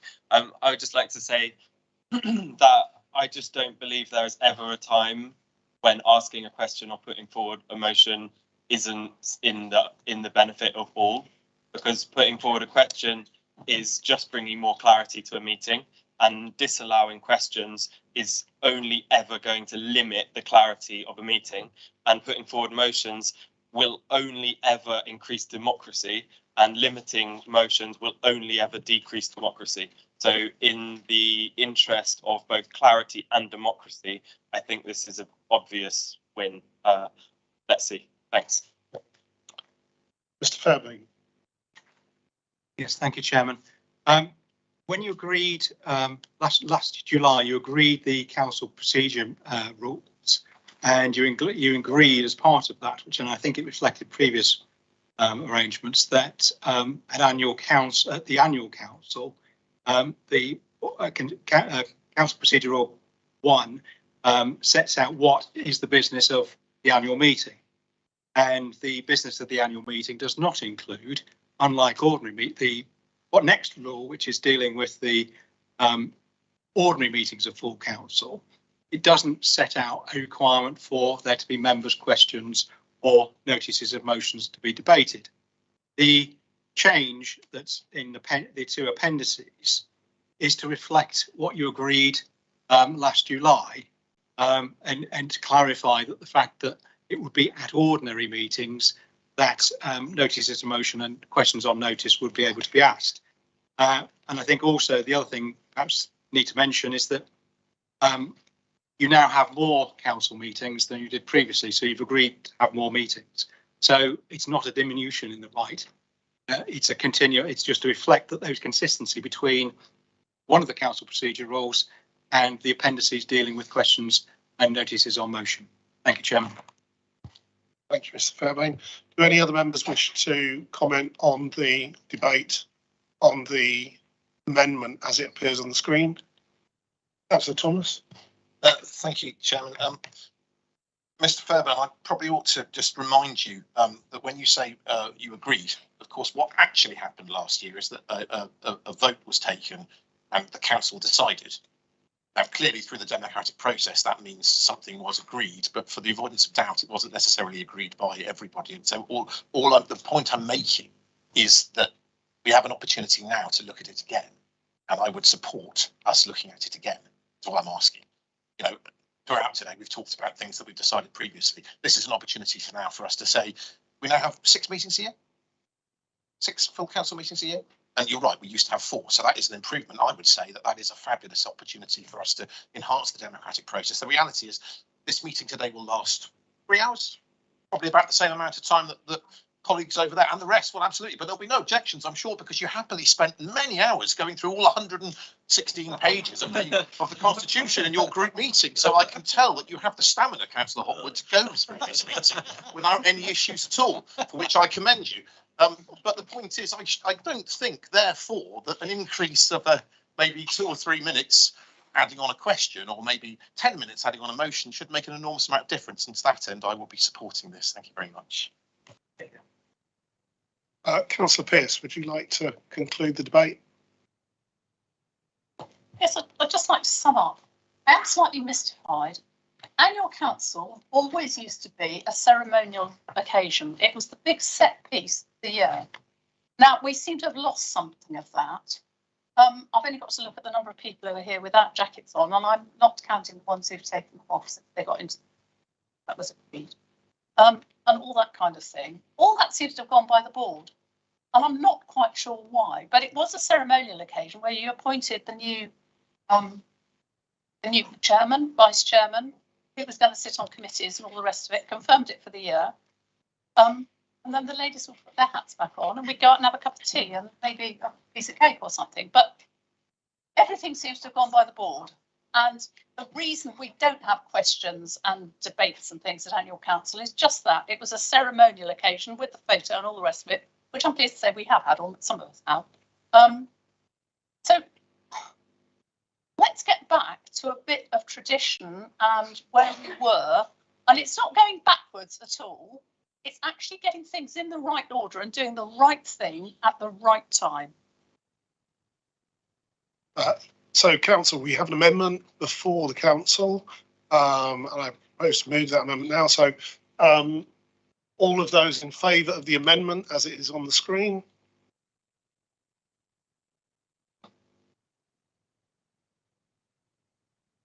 That's 13 in favour, thank you. And those against? 16 against, thank you. The amendment then is not carried. So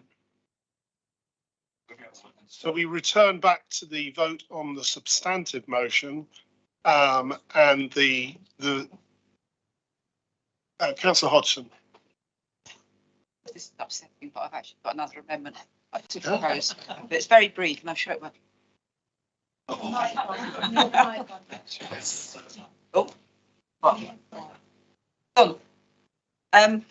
So regarding the heritage point I made earlier, it's table 5. I'm proposing that on page 57 under 5.2 conservation of historic buildings, that we add in a point D, which is consider proposals for hamlets and similar locations for new conservation area assessments to ensure the future protection of special heritage and historic locations in the district that could be vulnerable to inappropriate new development or deterioration. Do I have to say it again? I'm to email it to you. You now. Yeah, on the screen. I think we'll need to wait for the amendment to be actually put on the screen because I think a lot of members had difficulty hearing. Councillor Rose, you second? I'm seconding, and I'd also speak to it in advance of it. Yeah, please do if you'd like to speak to it. Thank you. I actually just want to clarify this, and obviously it will be clarified within the context of looking at it on the screen and looking at it in the table. But to clarify that what is being proposed is an addition to a role. So it's not a new rule, it's just clarifying that there's a part of a role which is probably already in place. It's just giving us giving some information. So as in the situations where a new site is needed, then we know where to go, basically. Thank you. Get it, Darryl.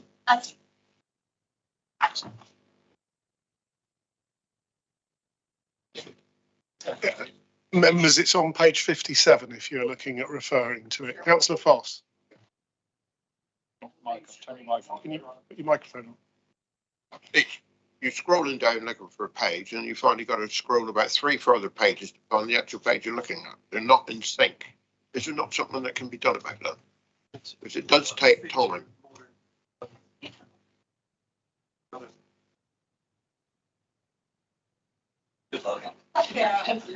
Sorry.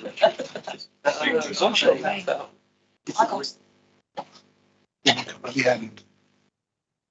Do any other members wish to speak on the amendment as it is before us now? I'll give you a chance to read it. Thank you. Councillor Baldry, that's your recommendation, is it? Give us a chance to read it.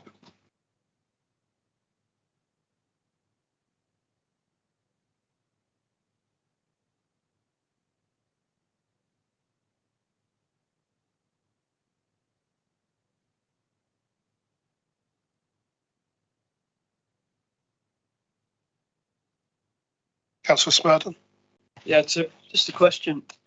Is this once again, I suppose it's a question of where this sort of thing should sit, but should this not come as part of a review of the JLP rather than be enshrined in our council constitution? You know, this is effectively a DM, you know, a planning matter, and a review of that should sit within the JLP, shouldn't it? Any other members wish to comment on the debate? Sorry, Councillor Jackson. Yeah, can I just ask a question about the JLP? Because I understood that the JLP goes straight to the executive now, so that all decisions, is that right or not? Mr. Fairbairn? Because I wrote that down at the beginning of the meeting, came up. Yeah, Mr. Fairbairn? Yeah, Chairman, the joint local plan is part of the development plan, and therefore it's part of the policy framework, and therefore it is a matter is for council. Council agrees the amendments and changes, improves the policy framework. Okay, Councillor Pearce, if you'd like to conclude on the debate.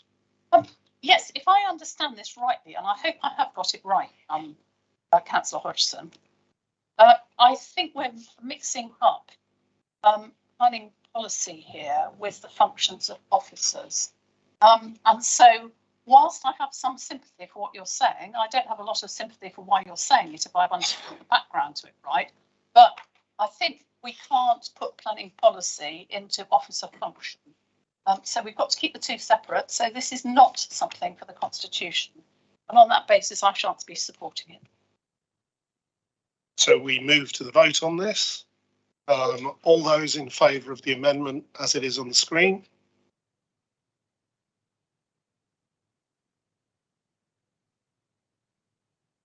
That's 11, thank you, Chair. And those against?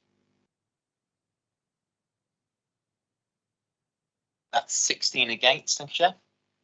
That the amendment is not carried, so we therefore return. Was there any abstentions? 2 abstentions. Yes. There was a first.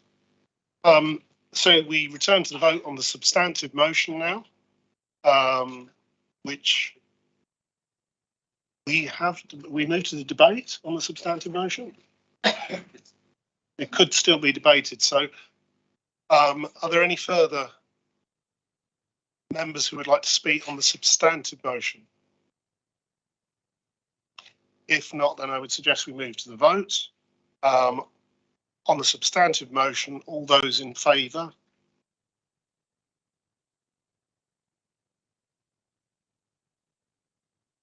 $16 in favour of the substantive motion, thank you, Chair. And all those against? 13 against, thank you, Chair. That is clearly carried. Members, we've been discussing this now for an hour and 45 minutes. I will be adjourning the meeting for 10 minutes and we will be returning to conclude the rest of the agenda after a 10-minute break. So we will return at 5 minutes to 4, please.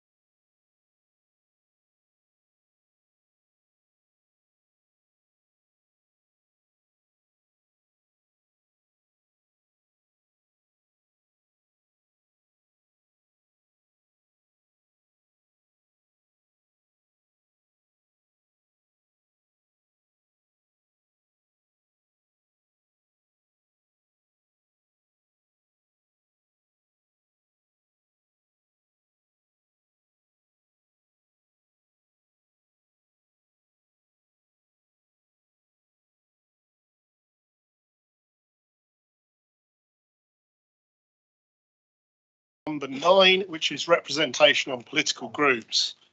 The head of paid services has been informed of the formation of 4 political groups on the council, these being the Conservative group with its leader being Councillor Pearce, the Liberal Democrat group with its leader being Councillor Brazil, an independent group with its leader being Councillor Long, and a Green Party group with its leader being Councillor Hodgson. As a consequence, a table is included in the supplementary papers on ModGov. It's taken as a separate agenda item on ModGov if you want the details of it.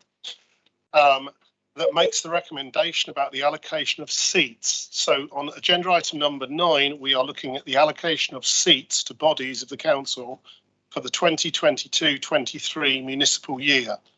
Is a member now willing to move the recommendations regarding the allocation of seats, but not the appointments, as set out on the separate agenda item? Councillor Rowe. Moved and seconded. Councillor Pearce seconds. So it's my intention to proceed to the vote in that we are only looking at the distribution of the numbers of members on different bodies for the seats. I don't think it's going to be that controversial, hopefully. It could be.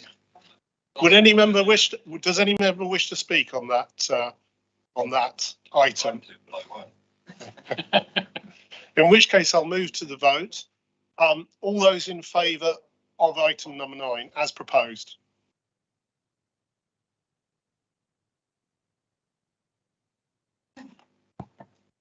Is 19 in favour, thank you, Chair. And those against? 3 against, thank you, Chair. Abstentions? 7 abstentions, thank you, Chair. So the recommendation for item 9 is carried. Item 10, appointment of members to bodies of the council. Members, your attention is drawn to the list showing nomination for membership of the various council bodies put forward by the leaders of the political group. Is someone now prepared to move the remainder of the nominations as indicated on the published list? So moved, Chair. Councillor Brown moved, and is there a seconder? Chairman, may I just ask a question? Because if the whole list is shown, there are some problems on that list, I believe. Perhaps Mr. White could explain what the problems are. Mr. White. Thank you, Chair. Before the decision was taken on the Constitution, there was a set of nominations which came in, which have now been superseded following the Constitution decision, and the matter has been resolved during the adjournment. So on the screens now reflects the current position, which is the correct position, politically balanced, and we have an exact fit in effect of named seats. Thank you. So we have the recommendation that has been proposed and seconded. Members, it's my intention to vote on these en bloc. Before we move to the vote, do we have any members who wish to debate this particular recommendation? No, so we will move to the vote en bloc. Those in favour?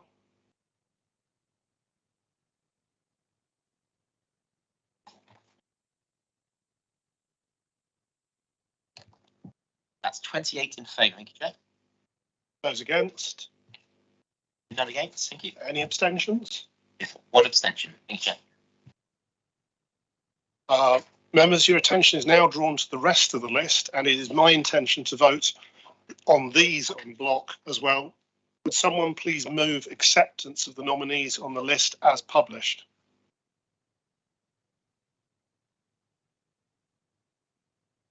Chair, can I help? We've dealt with item 10 en bloc. We're now on to chairs and vice chairs at item 11. So item 11,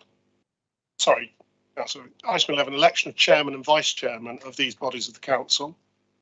So members, my intention is to draw your attention to it. Would someone please move acceptance of the nominations on the list as published?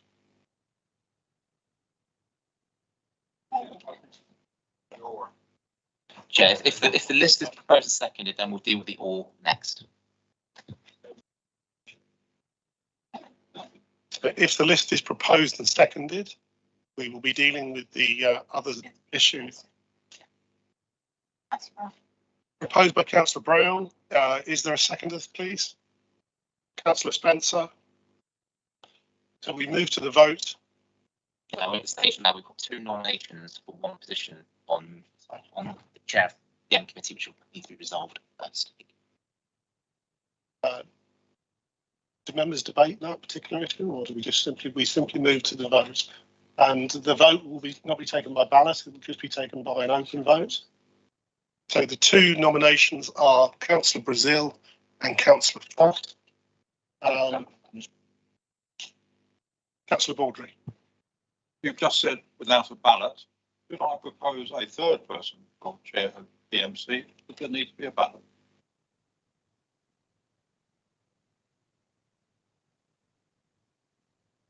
Concedes, yes.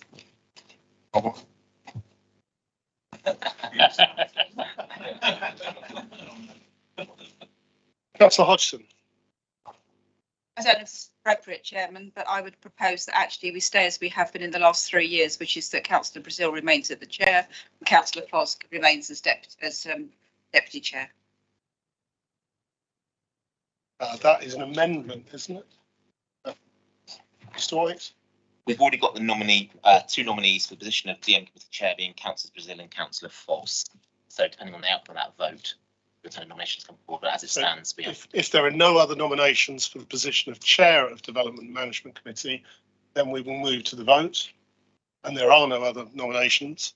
So we move to the vote. So we initially will take all those in favour of Councillor Brazil being chair of the committee. That's 12 in favour of Councillor Brazil. Thank you, Chair. All those against? No. No, you don't do that. Sorry,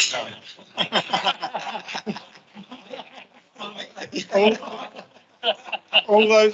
All those in favour of Councillor Foss, chairman of the committee?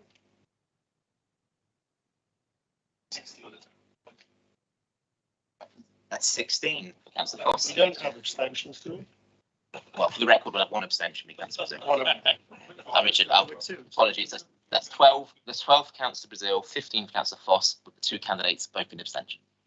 Councillor Foss is duly appointed as chairman of Development Management.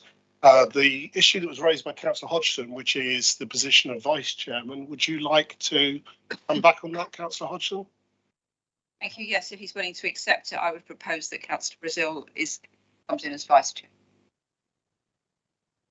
Right. No, I don't. That's very kind, but I don't think I'll accept that nomination if that's all right.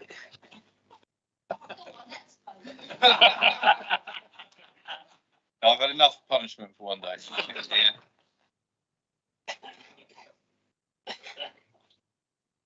So we now move to the acceptance of the nominees on the list as it is now published. We've had a proposer and a seconder for that already. So we are moving to the vote on the nominees as published on the screen. All of those in favour?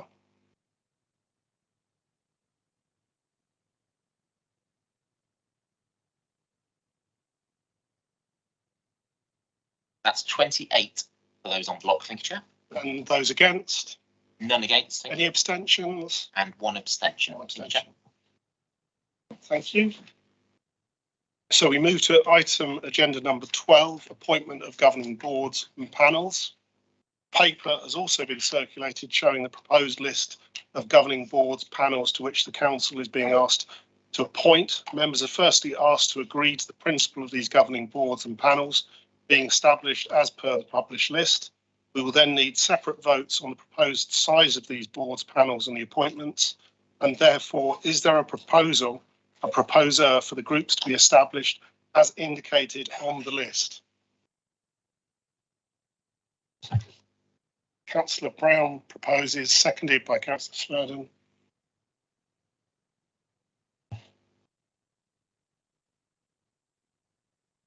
Is there a proposer that the size of these groups is, we have to take a vote on that, Mr. White, do we? I would suggest, Chair, as the nominations match the size as they stand and there's no contested, if you're happy to take them all on block. Is there a proposal that the size of these groups is as proposed on the published papers? Councillor Rowe proposed, Councillor Jones seconded. Can I now have a proposal to appoint en bloc members of the boards and panels as circulated? Councillor Brown, and seconded. Councillor Pringle. So I'll proceed with the vote on that. All those in favour?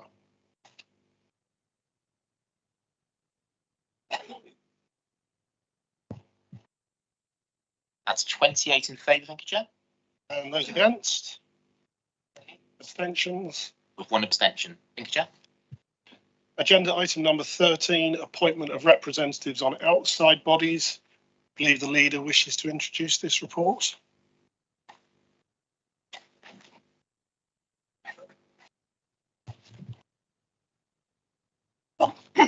Actually, Chairman, I don't. I think it's substantially the same as before. I do know that because of what Legacy and Scrutiny have asked for, there is still a request that that people who sit on these boards report back, particularly if there's something that affects a particular ward, to report to that ward member. But I do understand too that sometimes this is difficult because if you sit on that body, you have to become part of that body, and there may be confidential discussions in that body that you are not able to report back to the council. So that's the only caveat I put on that. So we move to questions on this particular agenda item. Are there any questions on the report from any members of the council? Okay. The recommendation has been proposed and seconded. Has the recommendation been proposed and seconded? Not yet. We need a proposal for the recommendation. Councillor Hall and seconded. Councillor Rowe. Would any members like to debate the appointment of representatives on outside bodies? So the proposer has the right to conclude. Oh, Councillor Abbott. Thank you. I just think it's a shame that we're 2 years on and still haven't had full reports on such as the simple template that was agreed. Went through a whole year. Just your comment on these. I think it's a shame that we just don't hear more about them, and people give their time and effort, go to these, and we just don't hear about what you're and the work that. So I'm dissatisfied. So the proposer has the right to conclude the debate. Do you wish to? Oh, Councillor Rose. Yes, thank you, Chairman. I would challenge that comment because being the council's representative on the Torbay Healthcare Trust, I do send out information very regularly as and when able, and much of what we discuss is actually confidential. We're not allowed to pass certain information on, but I do send information which I send.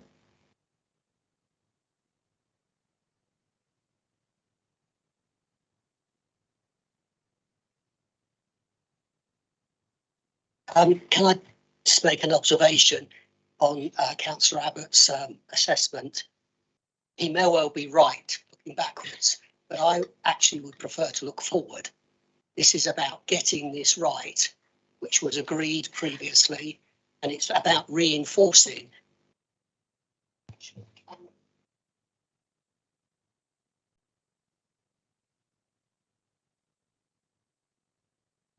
Pass on that may or may not be helpful. So can I just ask for a more positive stance of looking forward rather than backwards, please? And councillors do this from now on. Thank you. Do we have any other councillors who wish to comment on the motion? If not, in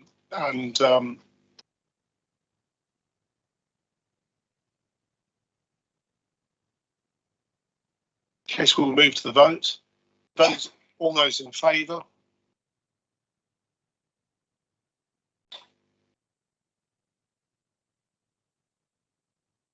That's 28 in favour, thank you, Chair. Those against? With one against.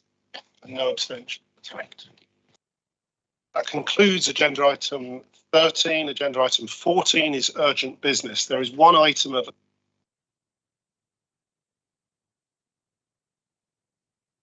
Councillor Baston is to introduce the report.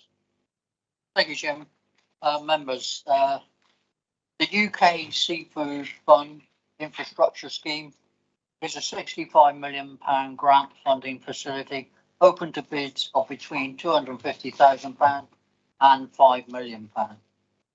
And these funding schemes are for the improvement capability of ports, harbour and processing facilities such as aquaculture, and also the social and economic welfare of coastal communities. The scheme is intended to support, modernise and rejuvenate the UK fishing industry and strengthen the seafood supply chain through investment in infrastructure projects.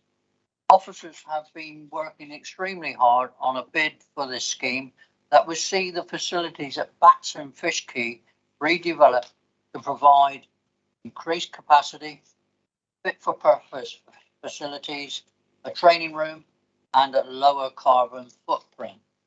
The facility would then be able to meet the needs of the fishing fleet that work out of Salcombe, landing £4 million of catch each year. Cost of this project is estimated to be about £4 million, with the requirement that we would have to match fund 25% of that, which would be £1 million. If the bid is successful, delivery will need to be complete by the 31st of May 2024. Whilst there is no guarantee of success, this council must take all opportunities to strengthen our local economy and support crucial sectors such as marine and fishing. And I wish this venture every success. Chairman. Members, do we have any questions on the report for Councillor Baston?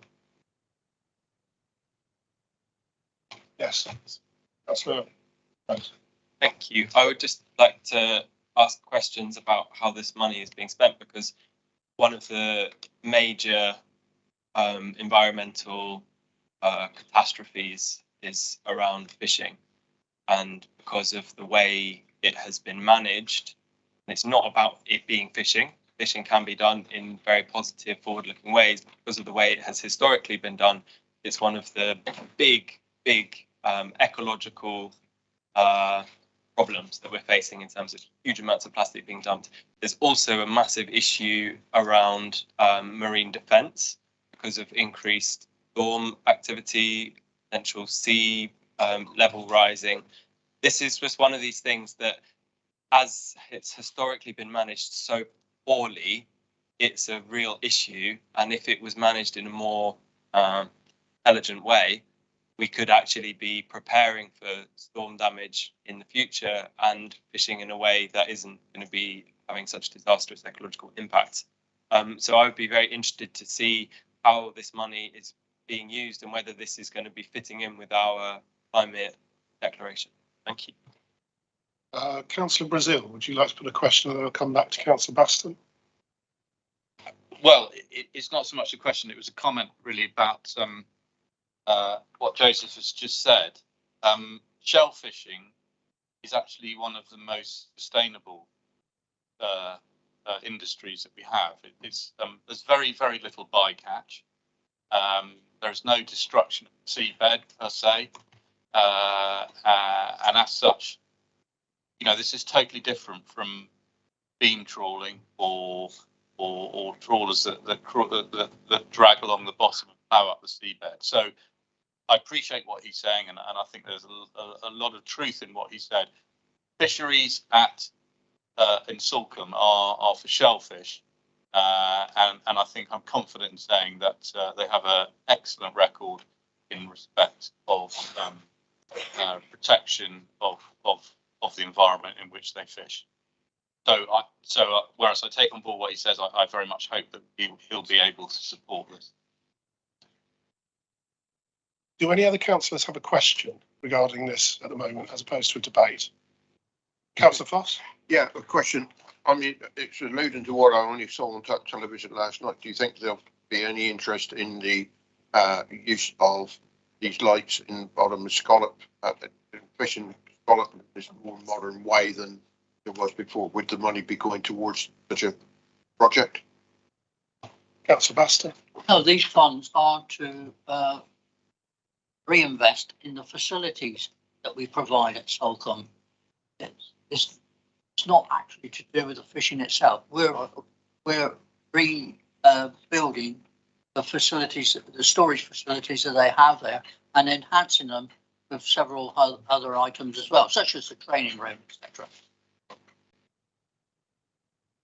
Yes. Any more questions, Councillor Hodgson?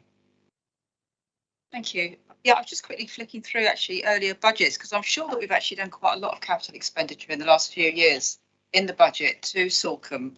And I just think it's, you know, I suppose it's when it's just you get it piecemeal, it's difficult to see whether we're being really fair across the whole of the council area, given that, you know, we've got quite a lot of problems that, you know, where people are feeling the pinch at the moment. And I'm not sure that Solcombe is the area, especially since it's got a lot of second homes, whether that is somewhere that we would actually wish to invest when we maybe need to think wider. My question. So I just wonder, has anybody got any off the top of the head, maybe if Lisa's here, just in terms of what capital investments, the substantial size, have been made in Solcombe in the last years? Councillor Spencer, did you have a question as well? You'd like to ask? Yes. Please.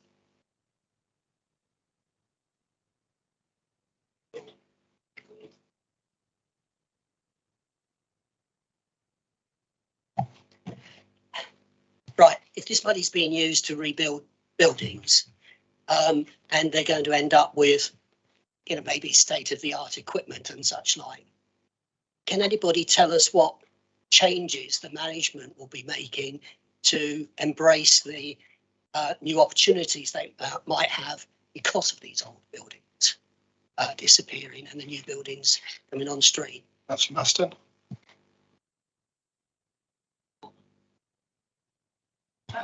Can I introduce Mr. Brooks, please? Thank you, Chairman. So this bid. So firstly, it's a bid, an opportunity. So at the moment, we've got this money's being spent where the industry is. So the industry in Solcombe is unique to that RIA, that estuary that's flooded. They are able to land crab, lobster there because of the natural geography of the place. But the existing fishing fleet from there is suboptimal in the way it operates. And that's just basically because it's been constrained over the years by the sheds that are there. So they're over 40 years old. So it's not really a question of, well, here's some new stuff, what can you do with it? It's, we would like to basically operate in a safe way. We would like to store our equipment in an ordered way that allows us to be more efficient, to drive up catch, drive greater economic benefit. So I think the opportunities are there and obvious. It's just about modernising the facilities to be able to really grab that. And I'd also add that this bid is twinned with another one that's going into the same fund, where South Devon College are looking to put in a bid to generate to win funding for a virtual fishing vessel simulator, a bit like a kind of flying a plane.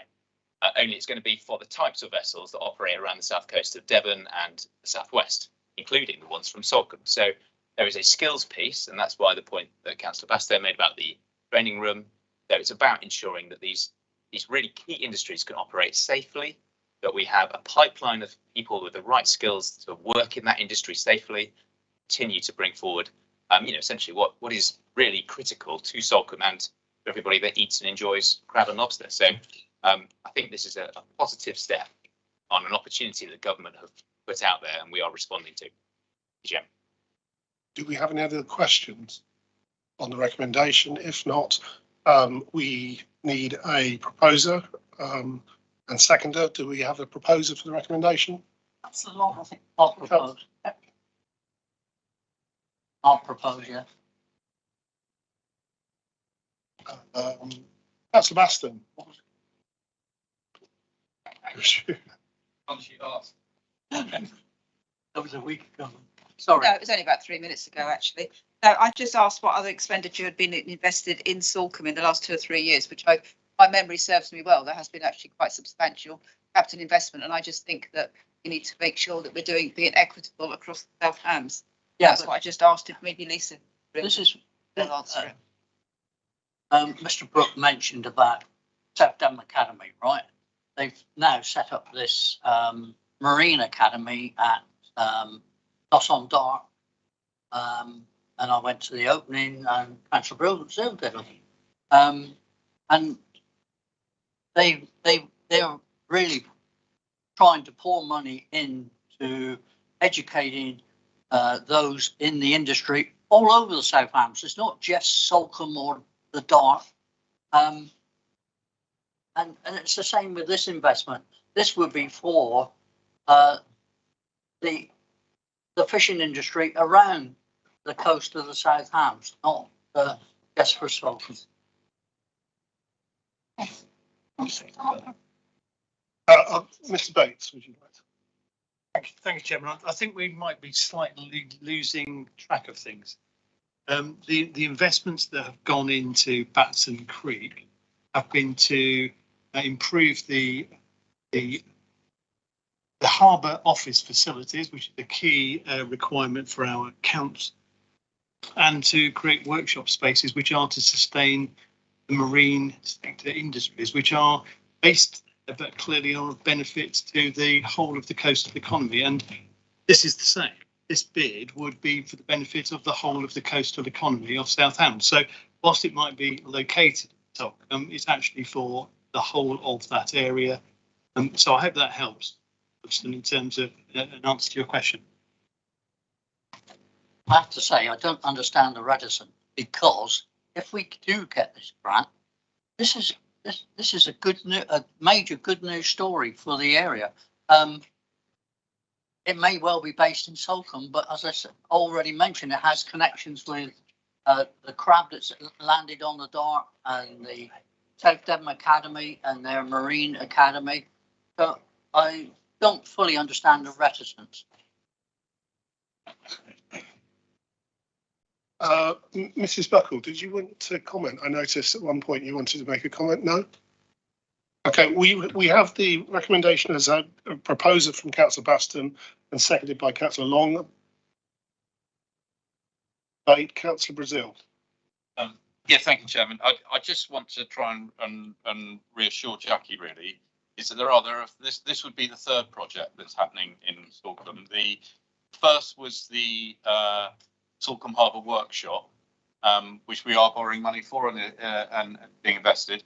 A lot of that money which we're using comes from a infrastructure fund, which is where the money comes from the harbour itself, i.e. the people that use the harbour, say, you know, the tourists and the sailors, but their mooring fees and harbour dues go into a pot, which is then used to pay for this infrastructure. So whereas it is money we're spending, it comes out of reserve. And it's again here, it's the Marine Infrastructure Reserve. That is purely funded by the harbour dues and fees from the harbour. So it's not costing taxpayers in general anything. The excess money where we've had to borrow will be refunded again through the revenue stream from the harbour. So it's not it's not costing the taxpayer a penny. Likewise, with the second scheme of the workshops, those workshops will be charging rent. We're specifically looking to support the marine industry, but again, we won't be charging it probably as much as we could, but again, it will be washing its face and money will be repaid back. And lastly, this one, which again is capital investment, but again, we'll be charging extra monies to the people who use it, and that extra money will be used to pay off capital and interest on any monies that we borrow from the Public Works Loan Board.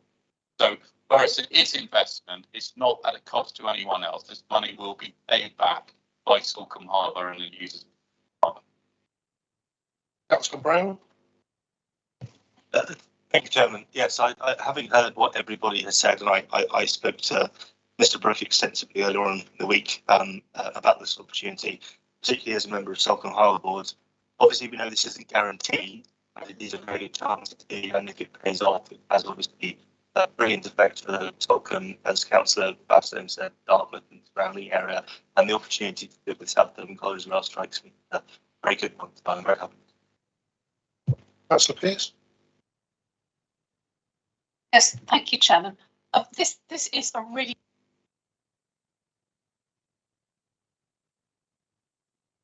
I think people underestimate the crab fishing in Salcombe. It's worth millions of pounds a year.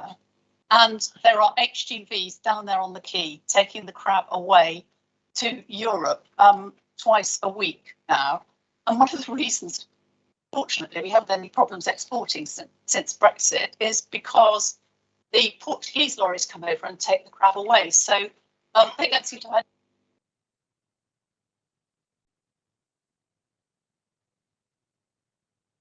It's also exported to China regularly as well. So I do think that this needs supporting, and it is amazing what a small area this crab fishing operates in on the end of the quay in Salcombe, because there are plain boats all around them, and yet they manage to get in and out every time without causing any problems at all. And I think it's a real tribute to them, and they deserve a decent place.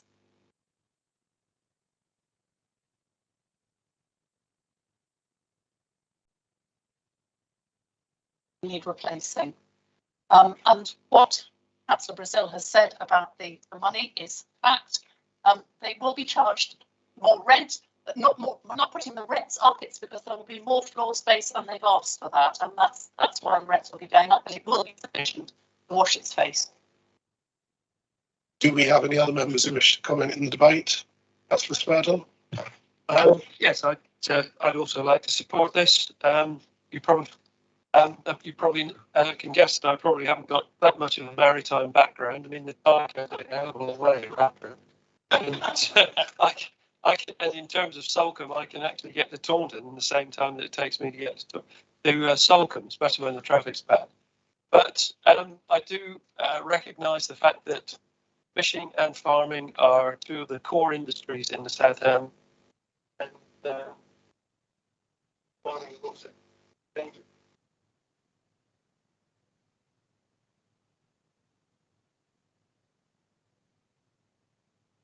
Of Salcombe easier and better, then I'm happy to support that. Thank you, Chairman. I think Councillor Brazil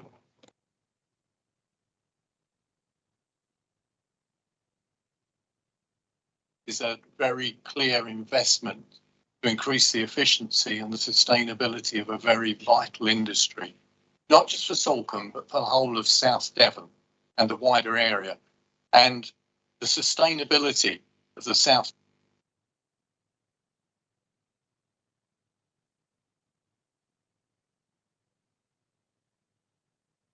we allow this to continue, and this is a relatively small, in the grand scheme of things, a relatively small investment within the industry, but vital for Salcombe, vital for those companies that operate there and those fishermen to have a very efficient, safe operation and allow some improvement and potentially increase employment in the industry and the diversity in that area. And linked with the South Devon College, this is an excellent way forward. And I think members should recognise that to be able to utilise government money to achieve this is a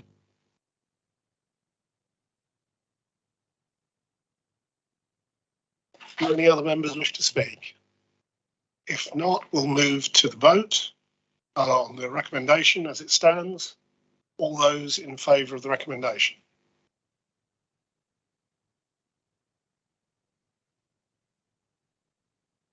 That's unanimous. Thank you, Chair. Thank you, Council. That's agenda item number 14 finished. We move to agenda item 15, exempt information. There is no need to divide the agenda. Item 16, Chairman's announcements.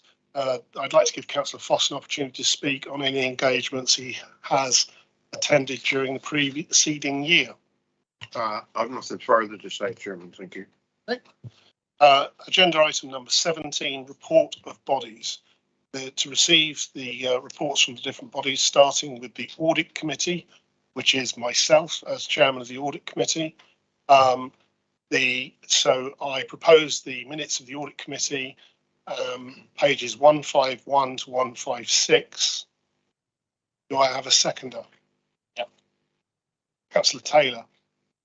Within the audit committee minutes, there is a recommendation to full council. Could I ask Mrs. Buckle if she would perhaps inform the council as to that recommendation and why we are considering it? Thank you, Chairman. So yes, this was a recommendation from the Audit Committee concerning the confidential reporting policy, also known as the whistleblowing policy. So we were intending to take this to the April staff briefings. These briefings were postponed due to the COVID levels at the time. I discussed the minutes with the council's head of HR, and we will be consulting staff on the policy through the next union meeting, which is taking place on the 13th of July, and it is on the agenda for that meeting. The head of HR also advised that the policy will be part of a learning pool module every summer, so that staff will be required to familiarise themselves with the contents of the confidential reporting policy on an annual basis. Thank you, Chairman. Members have any questions regarding that recommendation to full council? Would any members wish to debate it further?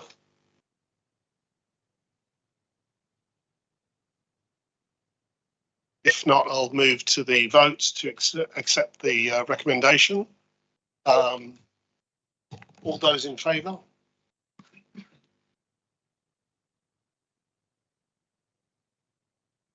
That's unanimous for that recommendation. Thank you, Chair. And I also move the minutes of the Audit Committee dated the 10th of March 2022. All those in favour of that? That's noted. Thank you, Chair. Thank you. So moving on to the minutes of the Development Management Committee, Councillor Brazil. Thank you, Chairman. I'd like to move the noting of the minutes for the Development Management Committee on the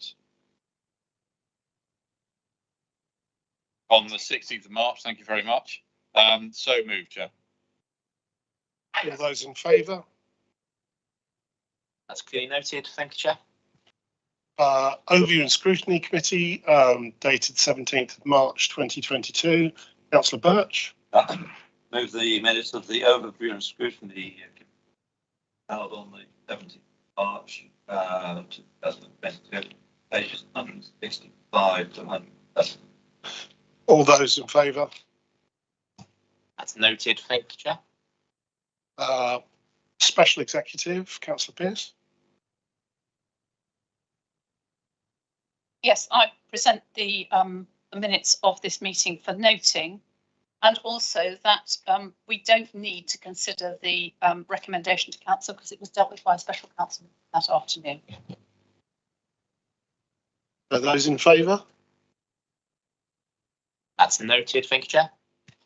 Licensing Committee, Councillor Brown.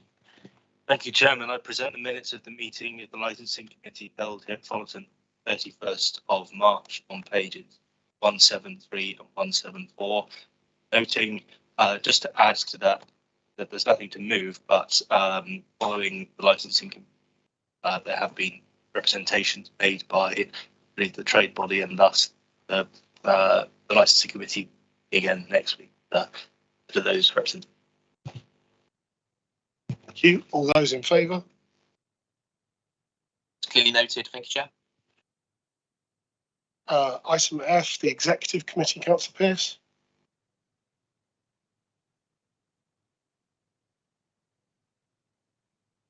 Thank you, Chairman.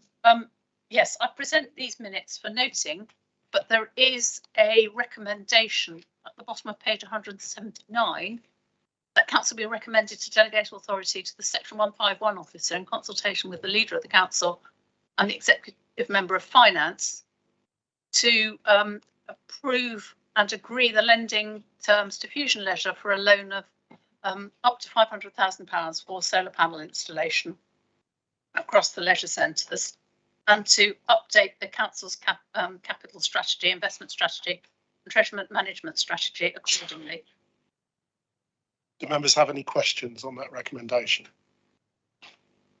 Councillor Hodgson. Yeah, this whole issue about bringing solar panels onto the wasn't me. The recommendation about bringing solar panels onto this our leisure centre is absolutely in support of. But what does concern me that if some years now, Pressop, which is the Totnes Rural Area Society for Renewable Energy, has been coming to Southampton and asking to be at the local level, be the one who implements solar panels on the roof of the pavilions in Totnes. And this has gone ahead as you know, as a completely separate thing. I understand he hasn't even been approached to be told that his offer, he thought he was waiting for a contract to be presented, and now he's heard through the newspapers that an alternative has been selected. I think, I just think it's something to do better. Really, maybe just need to write to him, and I just express my disappointment that we're not using a local community organisation which could have just put panels on the leisure centre in Totnes a few years ago.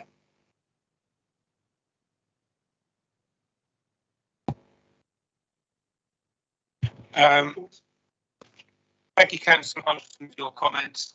As soon as this meeting is finished, we will proceed with the contract to go out to put solar panels on all 4 leisure centres. It is something that's been prioritised by our council. It's something very, as you would say, is very, very important. I'd perhaps just like to ask Mr. Brooke to just come in why contract. Mr. Brooke. Thank you, Chairman. Just quickly, and I think we've discussed this before in full council, the model for the investment we are doing is one where we make the funding to Fusion, who have a long lease, essentially. A long lease on our building. They ran government established the best value way of making sure that the low carbon alternatives are provided. Model Tressop is a very good one, but does not meet the tests that we were asking. So they never could be successful because their model is based on them making investment, not us.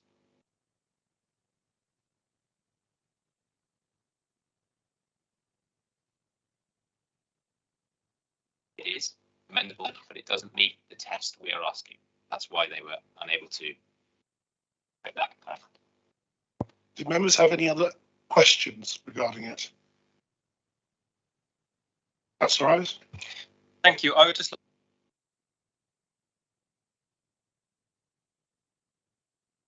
The reason I ask that is because I didn't realise that this council's priority was making money itself on its investments, other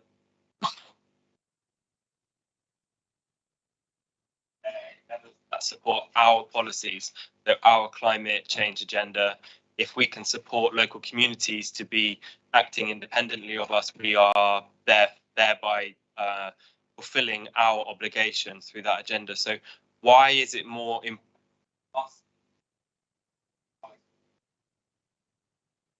local community organisations who will be able to reach far more people than we are in delivering our goals? Thank you. Mr. Brooke, would you like to come back on that question? Thank you, Chairman. Yes, just to clarify, we're making a loan, a market loan, but a very good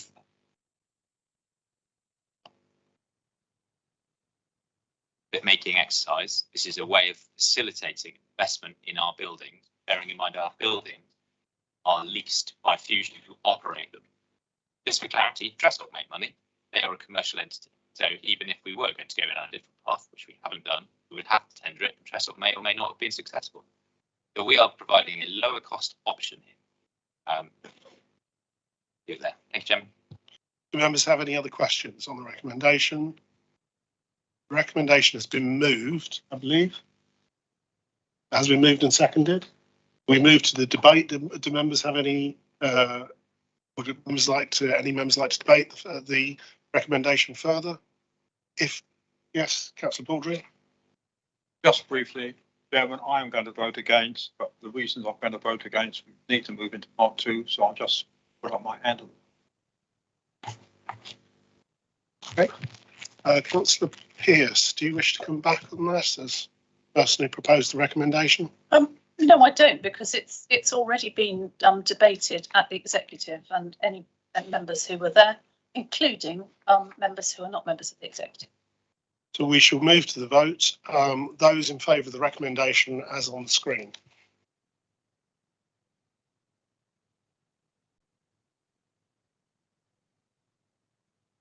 That's 26 in favour, thank you, Chair. And those against? With 2 against, thank you, Chair. Recommendation is passed. We then moved the minutes of the executive to note. All those in favour?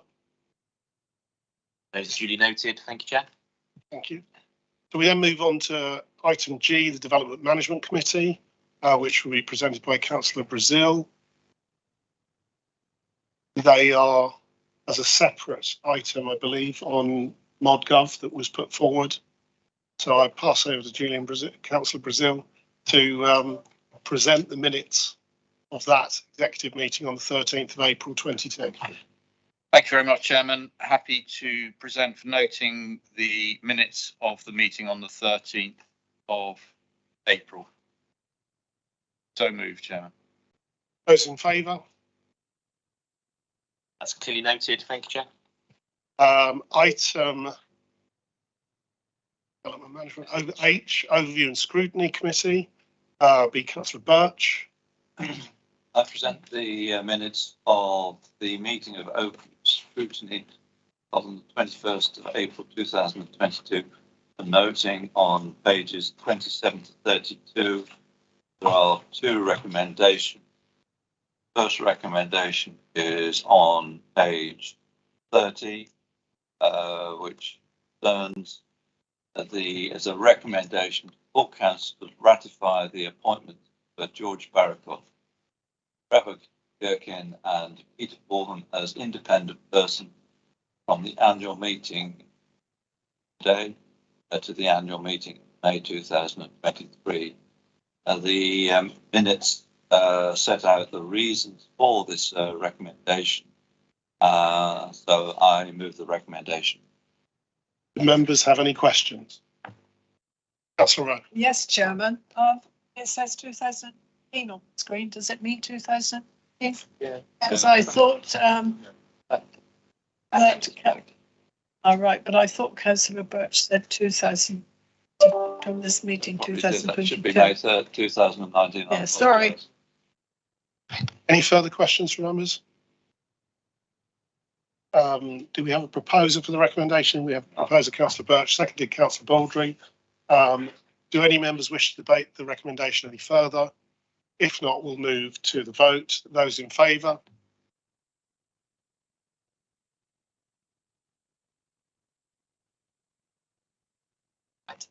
It's unanimous, thank you, Chair. There's another recommendation on page 31 that is dealing with the matter of outside bodies. That has been dealt with earlier in the meeting, so there's no need for council to consider that recommendation. So I move the minutes of the 21st of April 2022. Those in favour? That's clearly noted, thank you, Chair. So item I, Special Salcombe Harbour Board, Councillor Brazil. Thank you, Chairman. Yes, happy to present the minutes for noting. The recommendation's already been dealt with in previous item 8. Basically, that means if something goes wrong in Salcombe and there's any negligence, then all members of the executive are liable. So it was going to be Mr. Brooke, but they obviously took pity on him. Anyway, so that's what that was about. But yes, happy to move the noting of those minutes, Chairman. Those in favour? That's clearly noted, thank you, Chair. Item 18, one question has been received in accordance with Council Procedure Rule 8, response to be given by Councillor Pearce.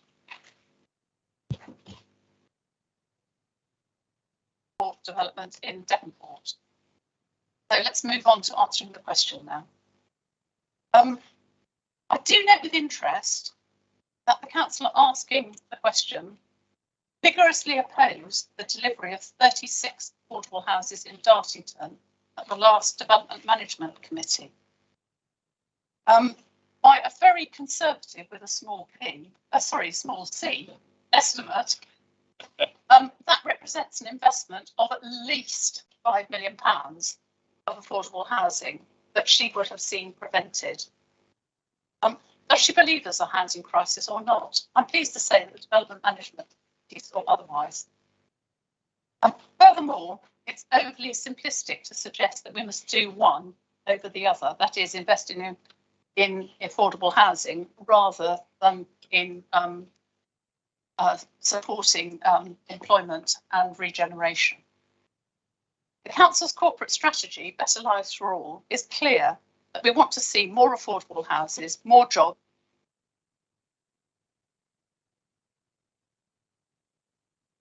We're delivering on that through Ivy Bridge, the Freeport, and the housing crisis work. And I seem to recall that the Better Lives for All was well supported in council when it went through. Councillor Hodgson, I believe you have the ability to ask a supplementary question if you wish to. Thank you, Chairman.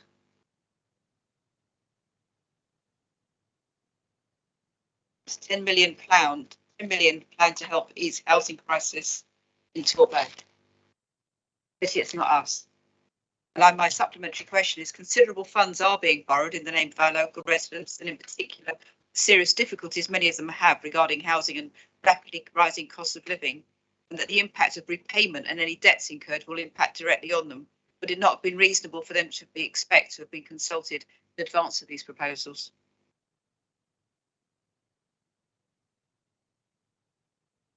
Or we can just simply move on. Chairman, I'm not sure what the public were meant to be consulted on. If it was the development at Ivy Bridge, there was extensive public consultation carried out. Thank you, Councillor Pearce. We move on to agenda item number 19. I will say at this point that it isn't, I suppose you call it,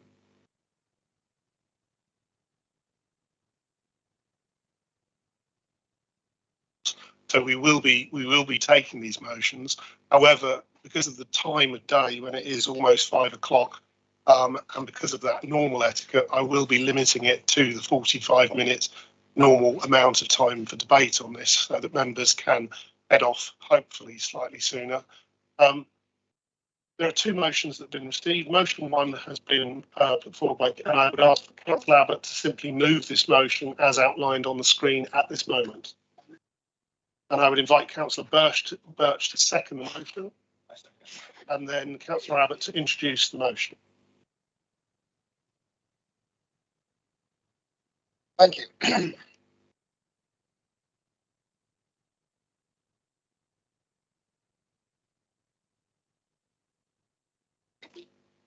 Problems identified.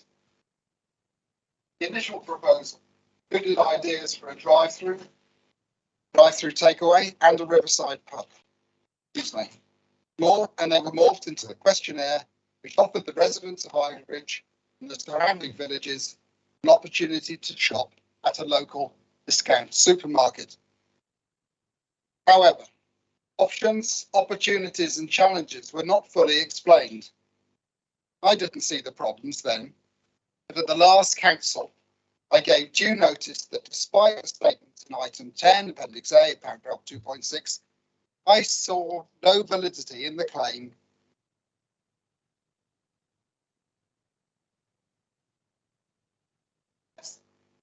field sports facility and the public realm. I will not address the distinct issues of planning here. I cannot, as I have yet to hear the planning arguments made before the committee. Yet what I do see are the problems affecting the viability of my town, the viability of businesses, the viability of shops. Just last month, Ivy Bridge had a weekend of thriving Ivy Bridge. Right.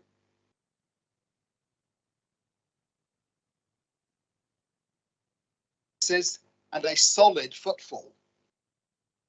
The District Council does not want to harm this. Despite how the Prime Minister refers to business, you councillors do not want to harm people's livelihoods. What the previous administration set out to do in 2018 followed the party of privatisation's dogma with respect to one core activity, waste collection, and followed this up with sweating our assets over land ownership. Let us not continue blindly. Let us call for an investigation before committing large sums of borrowed money paid back over a term longer than the supermarket is contracted to occupy the building. Let us not remove from Ivybridge half the parking of our principal car park, reducing us to a shadow of Totnes, hog-tying our residents and our shops to an unseemly scramble for space, which will not occur as residents will shop elsewhere. Let us not follow the country's loss of trade and the Bank of England's calculation of a weekly loss of 444 million by obtaining building materials in a time of shortage and increased prices, which have doubled and are expected to treble. These risks to the residents, employees and employers in Ivybridge need to be assessed.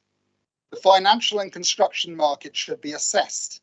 The logic of removing half a core facility currently serving a perfectly good purpose needs to be assessed.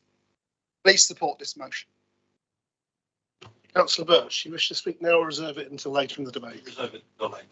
So, councillors, we now enter into the debate, including any amendments, should anyone wish to propose them. Do any councillors wish to comment on the motion that is before the council?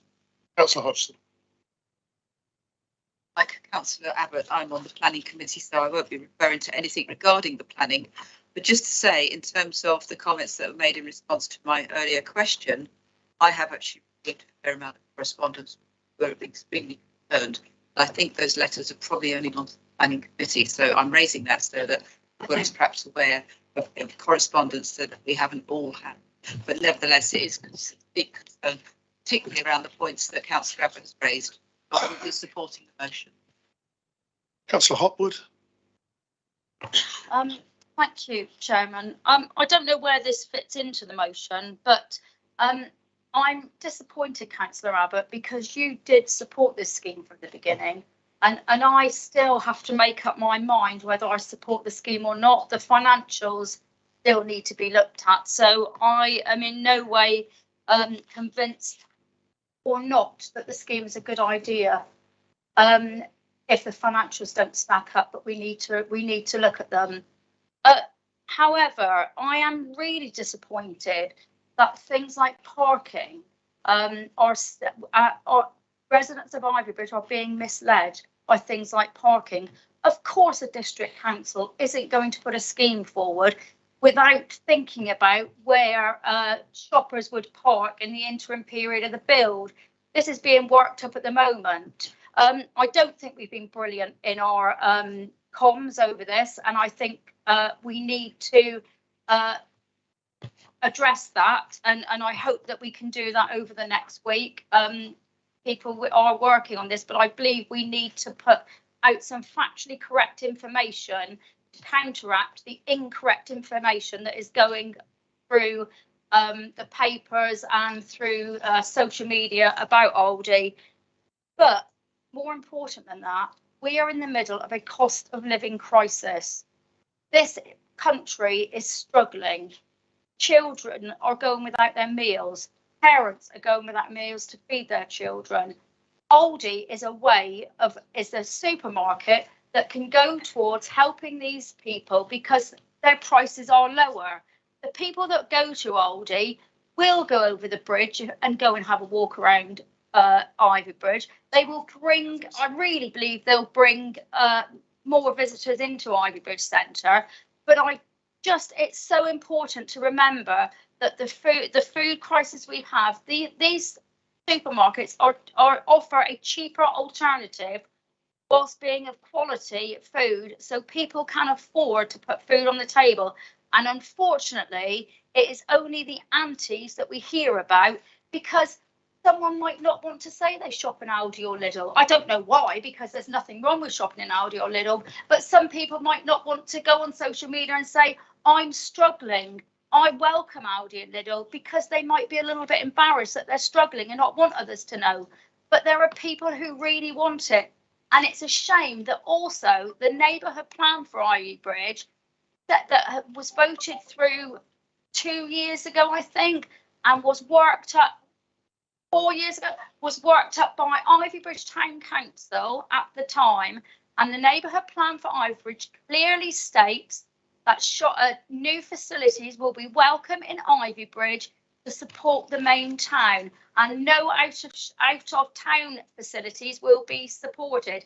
So in other words, if we want new shopping facilities in Ivy Bridge, we don't want them out of town, we want them right by the town. And this is why the council has done what they've done. We've done what's said in the neighbourhood plan that Ivy Bridge Town Council have worked up, and the joint local plan, which, as we all know, is a live document. So why all of a sudden councillors in particular are coming out of the woodwork because they decided to go with the flow, because it's not there are a small minority of people who are objecting to this plan, and those are probably the people who actually just don't need to shop in Aldi, because luckily at the moment they aren't struggling. But there are a lot of people who are, and a lot of people who just do not want to put their heads above the parapet because they are too embarrassed to say they are struggling. Councillor Baldry. Thank you, Chairman. With your indulgence and Councillor Hopwood's first a cheap point from me, which is I'm surprised that Councillor Hopwood is talking about the comms going out from this council, because I thought she was the executive member responsible for comms. Absolutely. No one else can get it right. Yeah, and that's why I'm so cross about it. Right, there you are. This is coming to the executive at its July meeting with the financial side. I am remaining open-minded until I see all the facts and figures relating to that. But I have to say I'm going to support the motion because I am getting increasingly concerned, not about the Aldi, because I use Aldi, I use Lidl, no problem. But I am getting increasingly concerned about the interim stage and about what it is going to do to Ivy Bridge and its traders. During the lockdown of COVID, Ivy Bridge with other shops was closed down, but people did not at that time have an alternative place to go and shop because all the neighbourhood shops in other villages and towns were also closed. When this happens and people are not able to park, or even if they expected to park out of town and get on a bus coming into Ivy Bridge to shop, they're not going to do so. Human nature is such that they will move on and do their shopping in Plimpton on the Ridgeway and in other places. I am very concerned on the effect of trade. Let us see what these proposed interim arrangements are. I haven't seen them, but I would have thought any designer of a scheme like this with any imagination or innovation would be able to think of a way whereby most of the spaces in Ivy Bridge Town Centre are maintained. I am not moving an amendment, but I note that this refers to financial arrangements. I would hope, as well as open scrutiny looking at it, the audit committee are the very people, Chairman, who should be looking at this sort of thing. I'm going to support this. Councillor Hawkins. Thank you, Chairman. I think I'm probably only one of maybe two retailers in this room, I would think.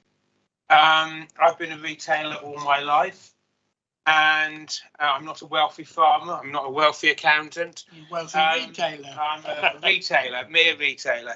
I've made my earnings, my business through retail all my life. If I had an Aldi or a Lidl's moving into my town centre, my businesses are in Torbay, and at the present moment we have still a Lidl's in Paynton where my businesses are. That shop is likely to close in the next 2 or 3 years because they've moved 2 stores out of town on the ring road into Torbay and into Torquay. Now, I know from my businesses, and I have seen over the last 25 years, how the footfall of shops and town centres has gone down and down and down. And in our business, where we used to open religiously at 9 o'clock in the morning, close religiously at 5:30 at night, we can easily open now at 10ish and can probably shut at 4. To have an Aldi go into Ivy Bridge, I would think the retail businesses in that town would be really pleased. And I'm surprised, I understand that the Chamber of Trade are not now supporting this. but to actually have shoppers go into a town centre for a shop like Aldi can only be a good thing for those retailers. It will actually ensure people go into the town. If you don't modernise and invent Ivy Bridge, it will slowly die because people will go to, you've got Tesco's outside, you've got other shops outside. Aldi or Lidl's, if you don't do this, will eventually find somewhere out of town to build one, and then the town centre, the footfall will just keep on closing. So I think it's a really good opportunity for Ivy Bridge. It is coming to the July executive where we'll obviously be making probably the final decision. But you've got the leisure centre in the town centre, you've got the town council, you've got the shopping centre, and you're going to have a new, reasonable, good quality food supermarket in the town centre, and that can only increase footfall, my view. Councillor Rose. Thank you, Chairman. I want to just acknowledge the comments from Councillor Hawkins. It's good to hear someone with personal experience, and even though my views are different, I just want to respect that I can hear that it can work well for town centres. Oh, that's embarrassing.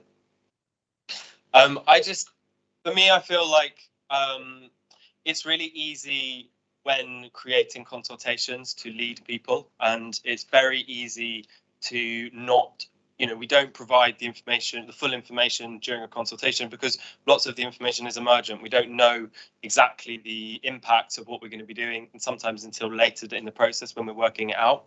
It's also very hard sometimes to admit we were wrong and backtrack when concerns are raised. And I think it's just really important due diligence that we are checking constantly as we go, as we will be, of course, in an executive meeting. But I think that this proposal is a really good idea, just to be covering ourselves, making sure that we're being responsive to what people's concerns are. My personal feeling, I've always spoken up against this project, not because I want to see the town centre die a slow death because of supermarkets elsewhere, but because I think that there are better things we could do to support that town centre instead of following the same pattern that's been happening in many towns where we are all local businesses are in decline whilst chains are in the incline. And we don't want to see that. We want to find new ways of supporting local businesses which don't involve taking the profits elsewhere. Thank you. Councillor Pearce. I've been sitting here feeling like I'm in a parallel universe. I was always taught to read the question. Now, I'm astonished because not even Councillor Abbott referred to his own question that he's asked. Because the point of this motion is to request the Overview and Scrutiny Committee to examine those parts of the project relating to its finance and economic consequences and to report back to the July meeting of Council with its findings and recommendations. Now, that's the point of the motion. So far, nobody's mentioned it. What's going on? Oh, and I can see Councillor Birch nodding. Thank you, Councillor Birch. I think we agree. Right. OK. So let's answer the question. Have any of you been listening to newscasts? They're answering exam questions at the moment. And my goodness me, it's astonishing how intelligent those interviewers are. Right. OK. So. Thanks for that. I'm absolutely speechless. Look, this economic development project need full consideration prior to delivery, and we don't undertake projects of this magnitude lightly, no matter how compelling the benefit. Now, already we know, because it's on the Leaders Forward Plan, that there is a report coming to the executive at our meeting on the 7th of July, before it comes to full council on the 14th of July. Now, that was always the plan, because it was always said that once we'd got planning, we would always reconsider the whole project, because we have to make sure that the whole project is viable before we actually sign it off. So nothing's new here. And I can also refer you to the minutes of the last audit committee, which confirmed that a report of the matter would come back to council. Now, I think it would be a good idea for the audit committee to look at this, but I don't know whether they've got time on their agenda because they've got a lot of work on already. And audit is not an easy committee to bring last minute items to. But I hope I've gone some way to answering the question. But I would say, Councillor Birch, you have voluntarily resigned from being chairman of the audit committee. Sorry, from the Overview and Scrutiny, Scrutiny Committee. I do beg your pardon. You didn't. All right. Okay. All right. Well, you didn't resign. Okay. Well, all right. Subtle difference. Okay, I'll accept that. But I do feel that determining the Overview and Scrutiny Committee's agenda from a motion in council is probably not the way to do it, and that we should allow Councillor Thomas, as the new chairman of that committee, to determine his own agendas as you've so enjoyed doing. But I'll leave it at that. And I know you've got the right to reply, so I look forward to it, Councillor Birch. Councillor Brazil did ask to speak first, so I'll come to Councillor Brazil now. Yeah. Thank you, Chairman. Look, I mean, people know my position on the Aldi project, and the fact that the last time we actually debated this in public was back in February 21. So that's over 12 months ago. It's an enormous project. I feel it's been very remiss of this council not to have been given updates, and I'm particularly concerned that none of the financial bits and pieces have come to audit for us to look at. There have been massive changes, inflation, lack of jobs, lack of labour, increase in supplies for building, all those sorts of things. And so I welcome the fact that Councillor Abbott has brought this motion forward, because something had to happen. We had to see it again. And I know Judy tells us that we were always going to bring it to the executive once the planning, but that may have been decided in some senior leadership team meeting that we weren't all privy to. There's nothing in the public domain that meant that we knew that was going to be the case. It's something that's been decided behind closed doors. I welcome it, I have to say. I do welcome it a great deal, but it was not out in the public domain, and something had to give on this. The fact that this motion had to be in before the agenda for the executive was printed means that that Councillor Abbott was unable, Victor was unable to see that was coming up in the forward plan. And so I welcome this. I just happened to be in Ivy Bridge when the Chamber of Commerce were debating this. I just walked past, but that's a good.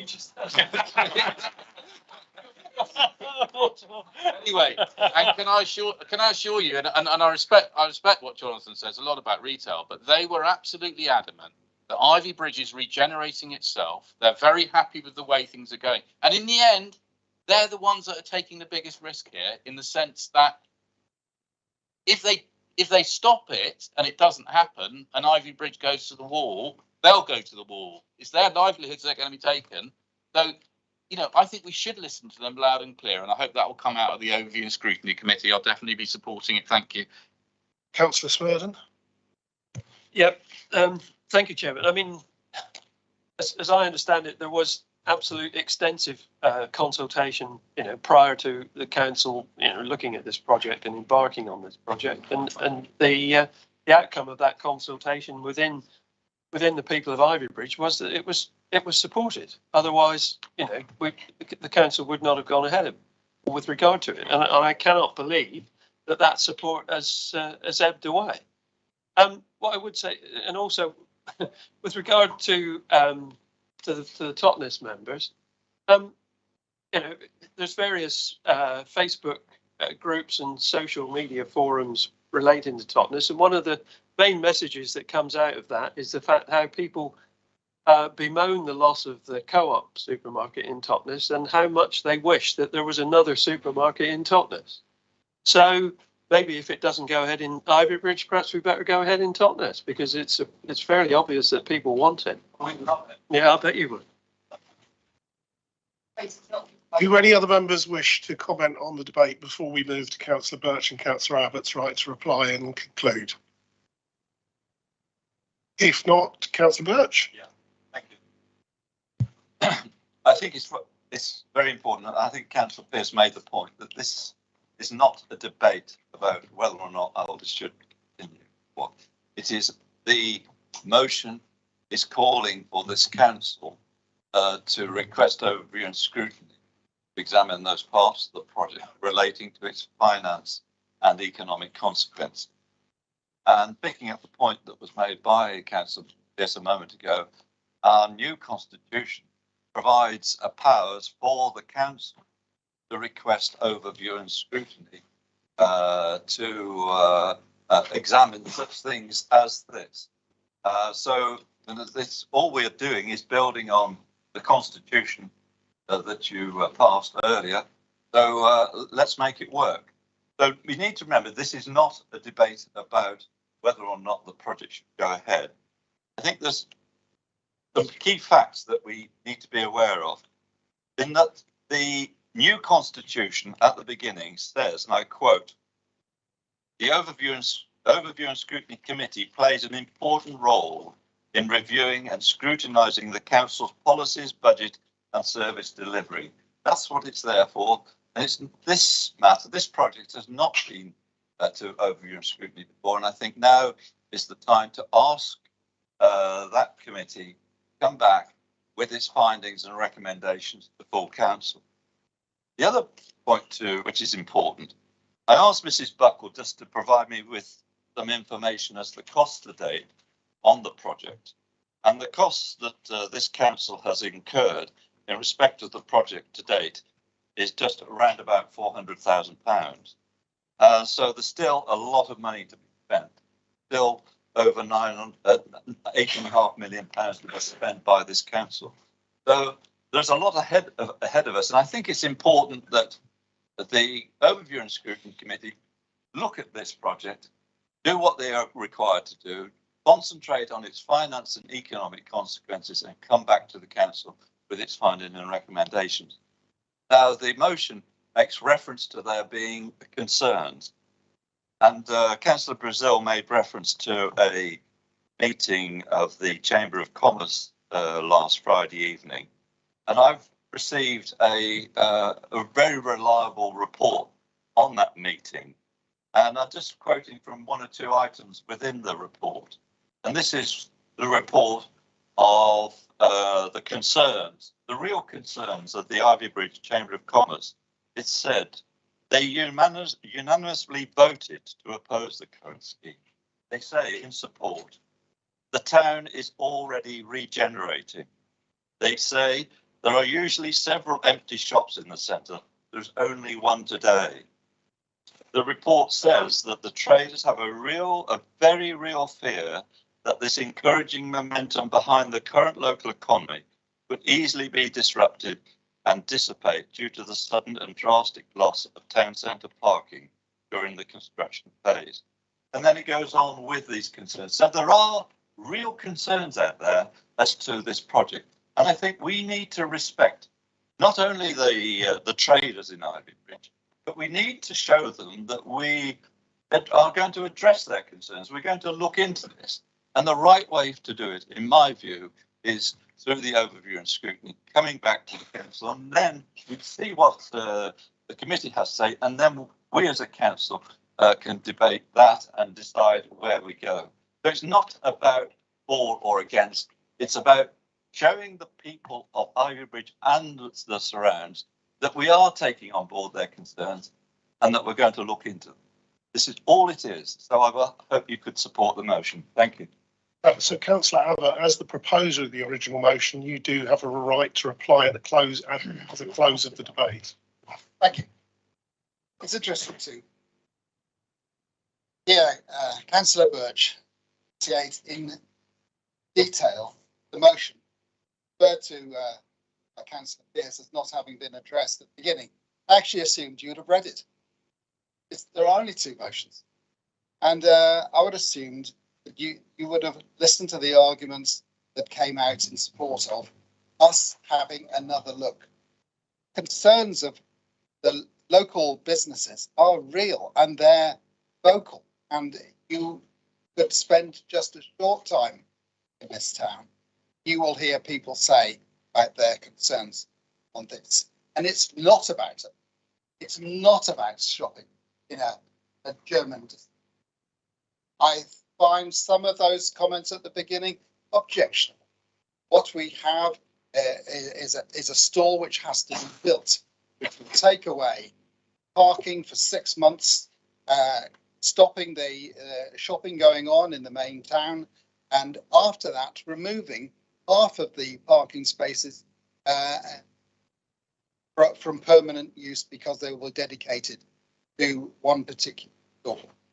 I'll just quote as I draw to a close from item 14 of this council, introduced by Councillor Baster, addressing the challenges to Bastone Creek in paragraph 5. That's it. My apologies. I did that in practice too. Consistent. Construction risk and price fluctuations which are currently being experienced in the industry was a comment of a current challenge, and it's a challenge which I'm asking you to consider by bringing this forward to the overview script. Doesn't seem to me that's such a big item. Just asking you to have due diligence in this process. So again, I ask you to support this. Councillors, you have the motion before you as proposed by Councillors Abbott and Birch. So I'll be moving to the vote on that motion now. All those in favour?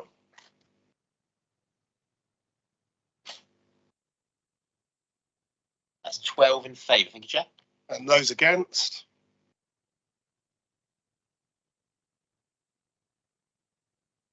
$16 against. Thank you, Chair. Motion is therefore not carried. So we will be moving on to the second motion by Councillors Hodgson and Rose. Councillor Hodgson, can I ask you to simply move the motion as outlined on the screen? So moved, Chairman. And can I invite Councillor Rose to second the motion? So Councillor Hodgson, could I ask you to introduce your motion, please? Thank you, Chairman. I think it's fairly self-explanatory. This is obviously regarding the United Nations the International Intergovernmental Panel on Climate Change, bringing out its 6th assessment between February and April this year. 3 major reports, followed by our own meteorological office department in the country actually supporting the assessments, which showed that there's going to be far more extreme weather than has been previously expected or anticipated, and that's the previous assessments, which go back to 2013, are the ones that are currently being used to assess flooding when we actually do any planning applications. So this is something that obviously is coming up, something we need to take into consideration, and rather than wait for it to go through the various departments of government, it is my understanding that it is our duty in this council, a responsibility to make sure that we use the most up-to-date information when we're actually making assessment on, and therefore we should ask our developers to come out with proper assessments on flooding. And flood modelling seems to be a very good way of doing it, because flood modelling takes into consideration the impacts of the climate change in the sense of not just about overall figures per month, amounts of rainfall, but actually the extreme climate events, which is a bit like COVID. You could look at COVID and how we've tried to attenuate COVID to stop it impacting heavily on the NHS. We won't stop it coming in, but we can slow it. And it's the same thing that you do with flooding. And so if we can actually do flood modelling to recognise those impacts, then I think we would actually be doing well for our planning committee to have some better toolkit to actually make proper and responsible properly risk assessed decisions on planning. So that's what this is about. Thank you. Councillor Rose, would you like to speak now or reserve until later? I'll reserve. Thank you. So, councillors, we enter into the debate on the motion that you have on the screen in front of you. Would any councillors like to speak on the debate? Councillor Pearce. Thank you for bringing forward this motion, with which I have to say I have a certain amount of sympathy. But let's hear the but coming. First of all, on planning policy, it's not something that can be decided by motion in council, because we have to move in lockstep with West Devon and Plymouth City. And I think you'll hear when I explain why it wouldn't be possible to agree to your motion. We can't ask for flood risk assessments on all applications, as it would place an unnecessary burden on sites not at any risk of flooding, and also a burden on the Environment Agency to assess them. Now, it's quite clear at the moment how that risk is apportioned, and I'll go on to explain that a bit more. All applications are currently assessed against the IPCC data by the EA and the local flood resilience board, which is run by Devon County Council. Recent changes to the rainfall calculation and climate change allowance confirm this. For applications of 10 or more dwellings, we must defer drainage responses to the lead local flood authority, which is Devon County Council. Devon County Council used the most up-to-date modelling available for decision-making and assessment. These data sets are provided by the Environment Agency, and they have recently increased the rainfall calculations and the climate change allowance to 50%. So it's 100-year flood plus 50%. And in some instances, this is higher. Now, I understand that this new calculation is to be brought in from August, but I've still had to yet to have that confirmed, which I probably will tomorrow by the policy planners. The IPCC reports do not generate flood modelling data and only point to a likelihood of a particular future climate scenario. Flood modelling data takes account of a whole suite of available evidence, including the most relevant for domestic policy, the Climate Change Committee, who are tasked with producing UK climate risk independent assessments every 5 years as required by the Climate Change Act. The third climate change risk independent assessment was published last year. Now, as I said, I have a certain amount of sympathy, but for all those reasons, I'm afraid it would be impossible to put your motion into action. So I'm afraid we are going to have to oppose it. Councillor Foss. Yeah, thank you, Chairman. Yeah, I too have a great deal of sympathy with Councillor Hodgson on the motion, but the problem is, and we've discovered this, and she well knows it, and Councillor Brazil will know what I'm talking about. When it comes to flooding on some of the developments we've had, some of us with local knowledge know more than those that come from outside, and I'm sure that the Environmental Agency and others are behind the curve by quite a considerable amount. So I have a lot of sympathy for what you want to do, but I'm afraid I'm the same as the leader, that this is not the place to put it, but pressure needs to be put on, as we did in the one in Councillor Brazil's ward, where we did our damnedest to prove that they were wrong. Even with the expert we had, we still lost the case. But flooding in the future is going to be a lot worse than I think people think it is at the moment. And again, unfortunately, I won't be supporting it, but I have a lot of sympathy for what you're trying to do. Councillor Brazil. Yes, thank you, Chairman. I mean, we're in the process. I think it's out for public consultation at the moment. Is an update in our is it supplementary planning or Dev 32, and I wonder if this may be something that we could tag onto it. It is a real concern to a lot of people that we're using out of date data. Things are getting worse, and people are going to get flooded. It's going to ruin people's lives. So, you know, thank you, Jackie, for bringing this motion. I appreciate the way planning. I mean, we passed a motion, council. It's not a material planning consideration because it won't have gone through the correct inspectors to say whether they agree with it or not. So I don't know how much weight it would actually carry, and that's my concern with it, because it is a complicated process, and we need to get the steps right. So I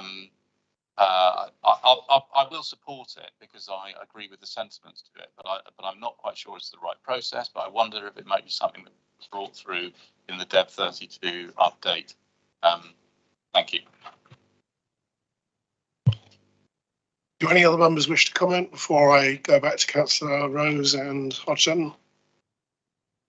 Councillor Smith. Just with regard to that, presumably Dev 30, that's a JLP update. Is that correct? Yeah, that's where I would have thought that this is best dealt with. Councillor Rose. Councillor Rose, you reserved your right to speak. Thank you, Chair. I just thank you, Councillor Brazil, for your comment, and I would very much like to see something of this making its way into Dev 32. the cost of preparing for and mitigating flooding comparative to the cost of not doing anything and then dealing with the consequences is very dramatically different. And obviously we want to limit the hardship that someone's entire livelihood being lost or certainly put on hold while insurance companies pay out and all the rest of it. Yeah, we really want to try and avoid flooding in, especially if we're building homes. So if we can get something through to the Dev 32 policy update, that would be fantastic. Councillor Hodgson, you have the right to reply as the proposer of the motion and close the debate. Thank you, Chairman. Yeah, I'm interested in what's been said, but the fact remains that at the moment we are still judging on the basis of 2013 data. I actually spoke at length in the last couple of weeks with the Devon County Council officer who assesses what comes forward to a planning application. And it just seems to, and he actually agreed with me that it was a very slow process and it was regrettable. And he, so he wasn't speaking out of turn.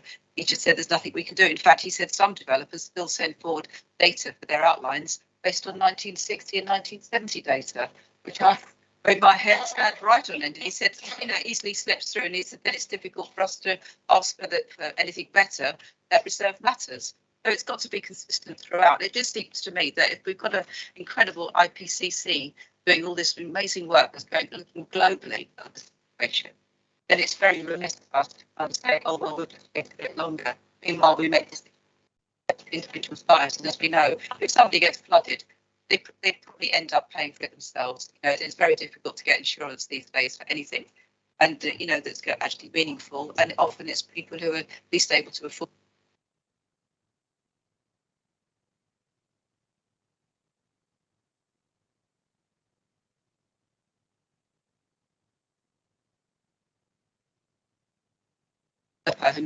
Themselves, wasn't it, that was liable for their management group?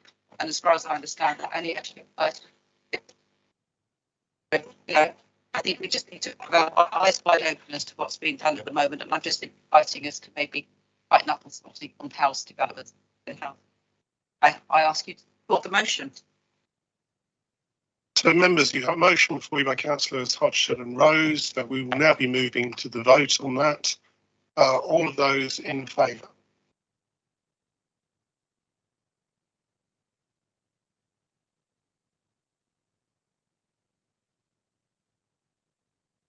Against? 16 against. Thank you, Chair. Thank you, members. That brings us to the end of this annual meeting of South Hams District Council, and so I will close the meeting at 5:35.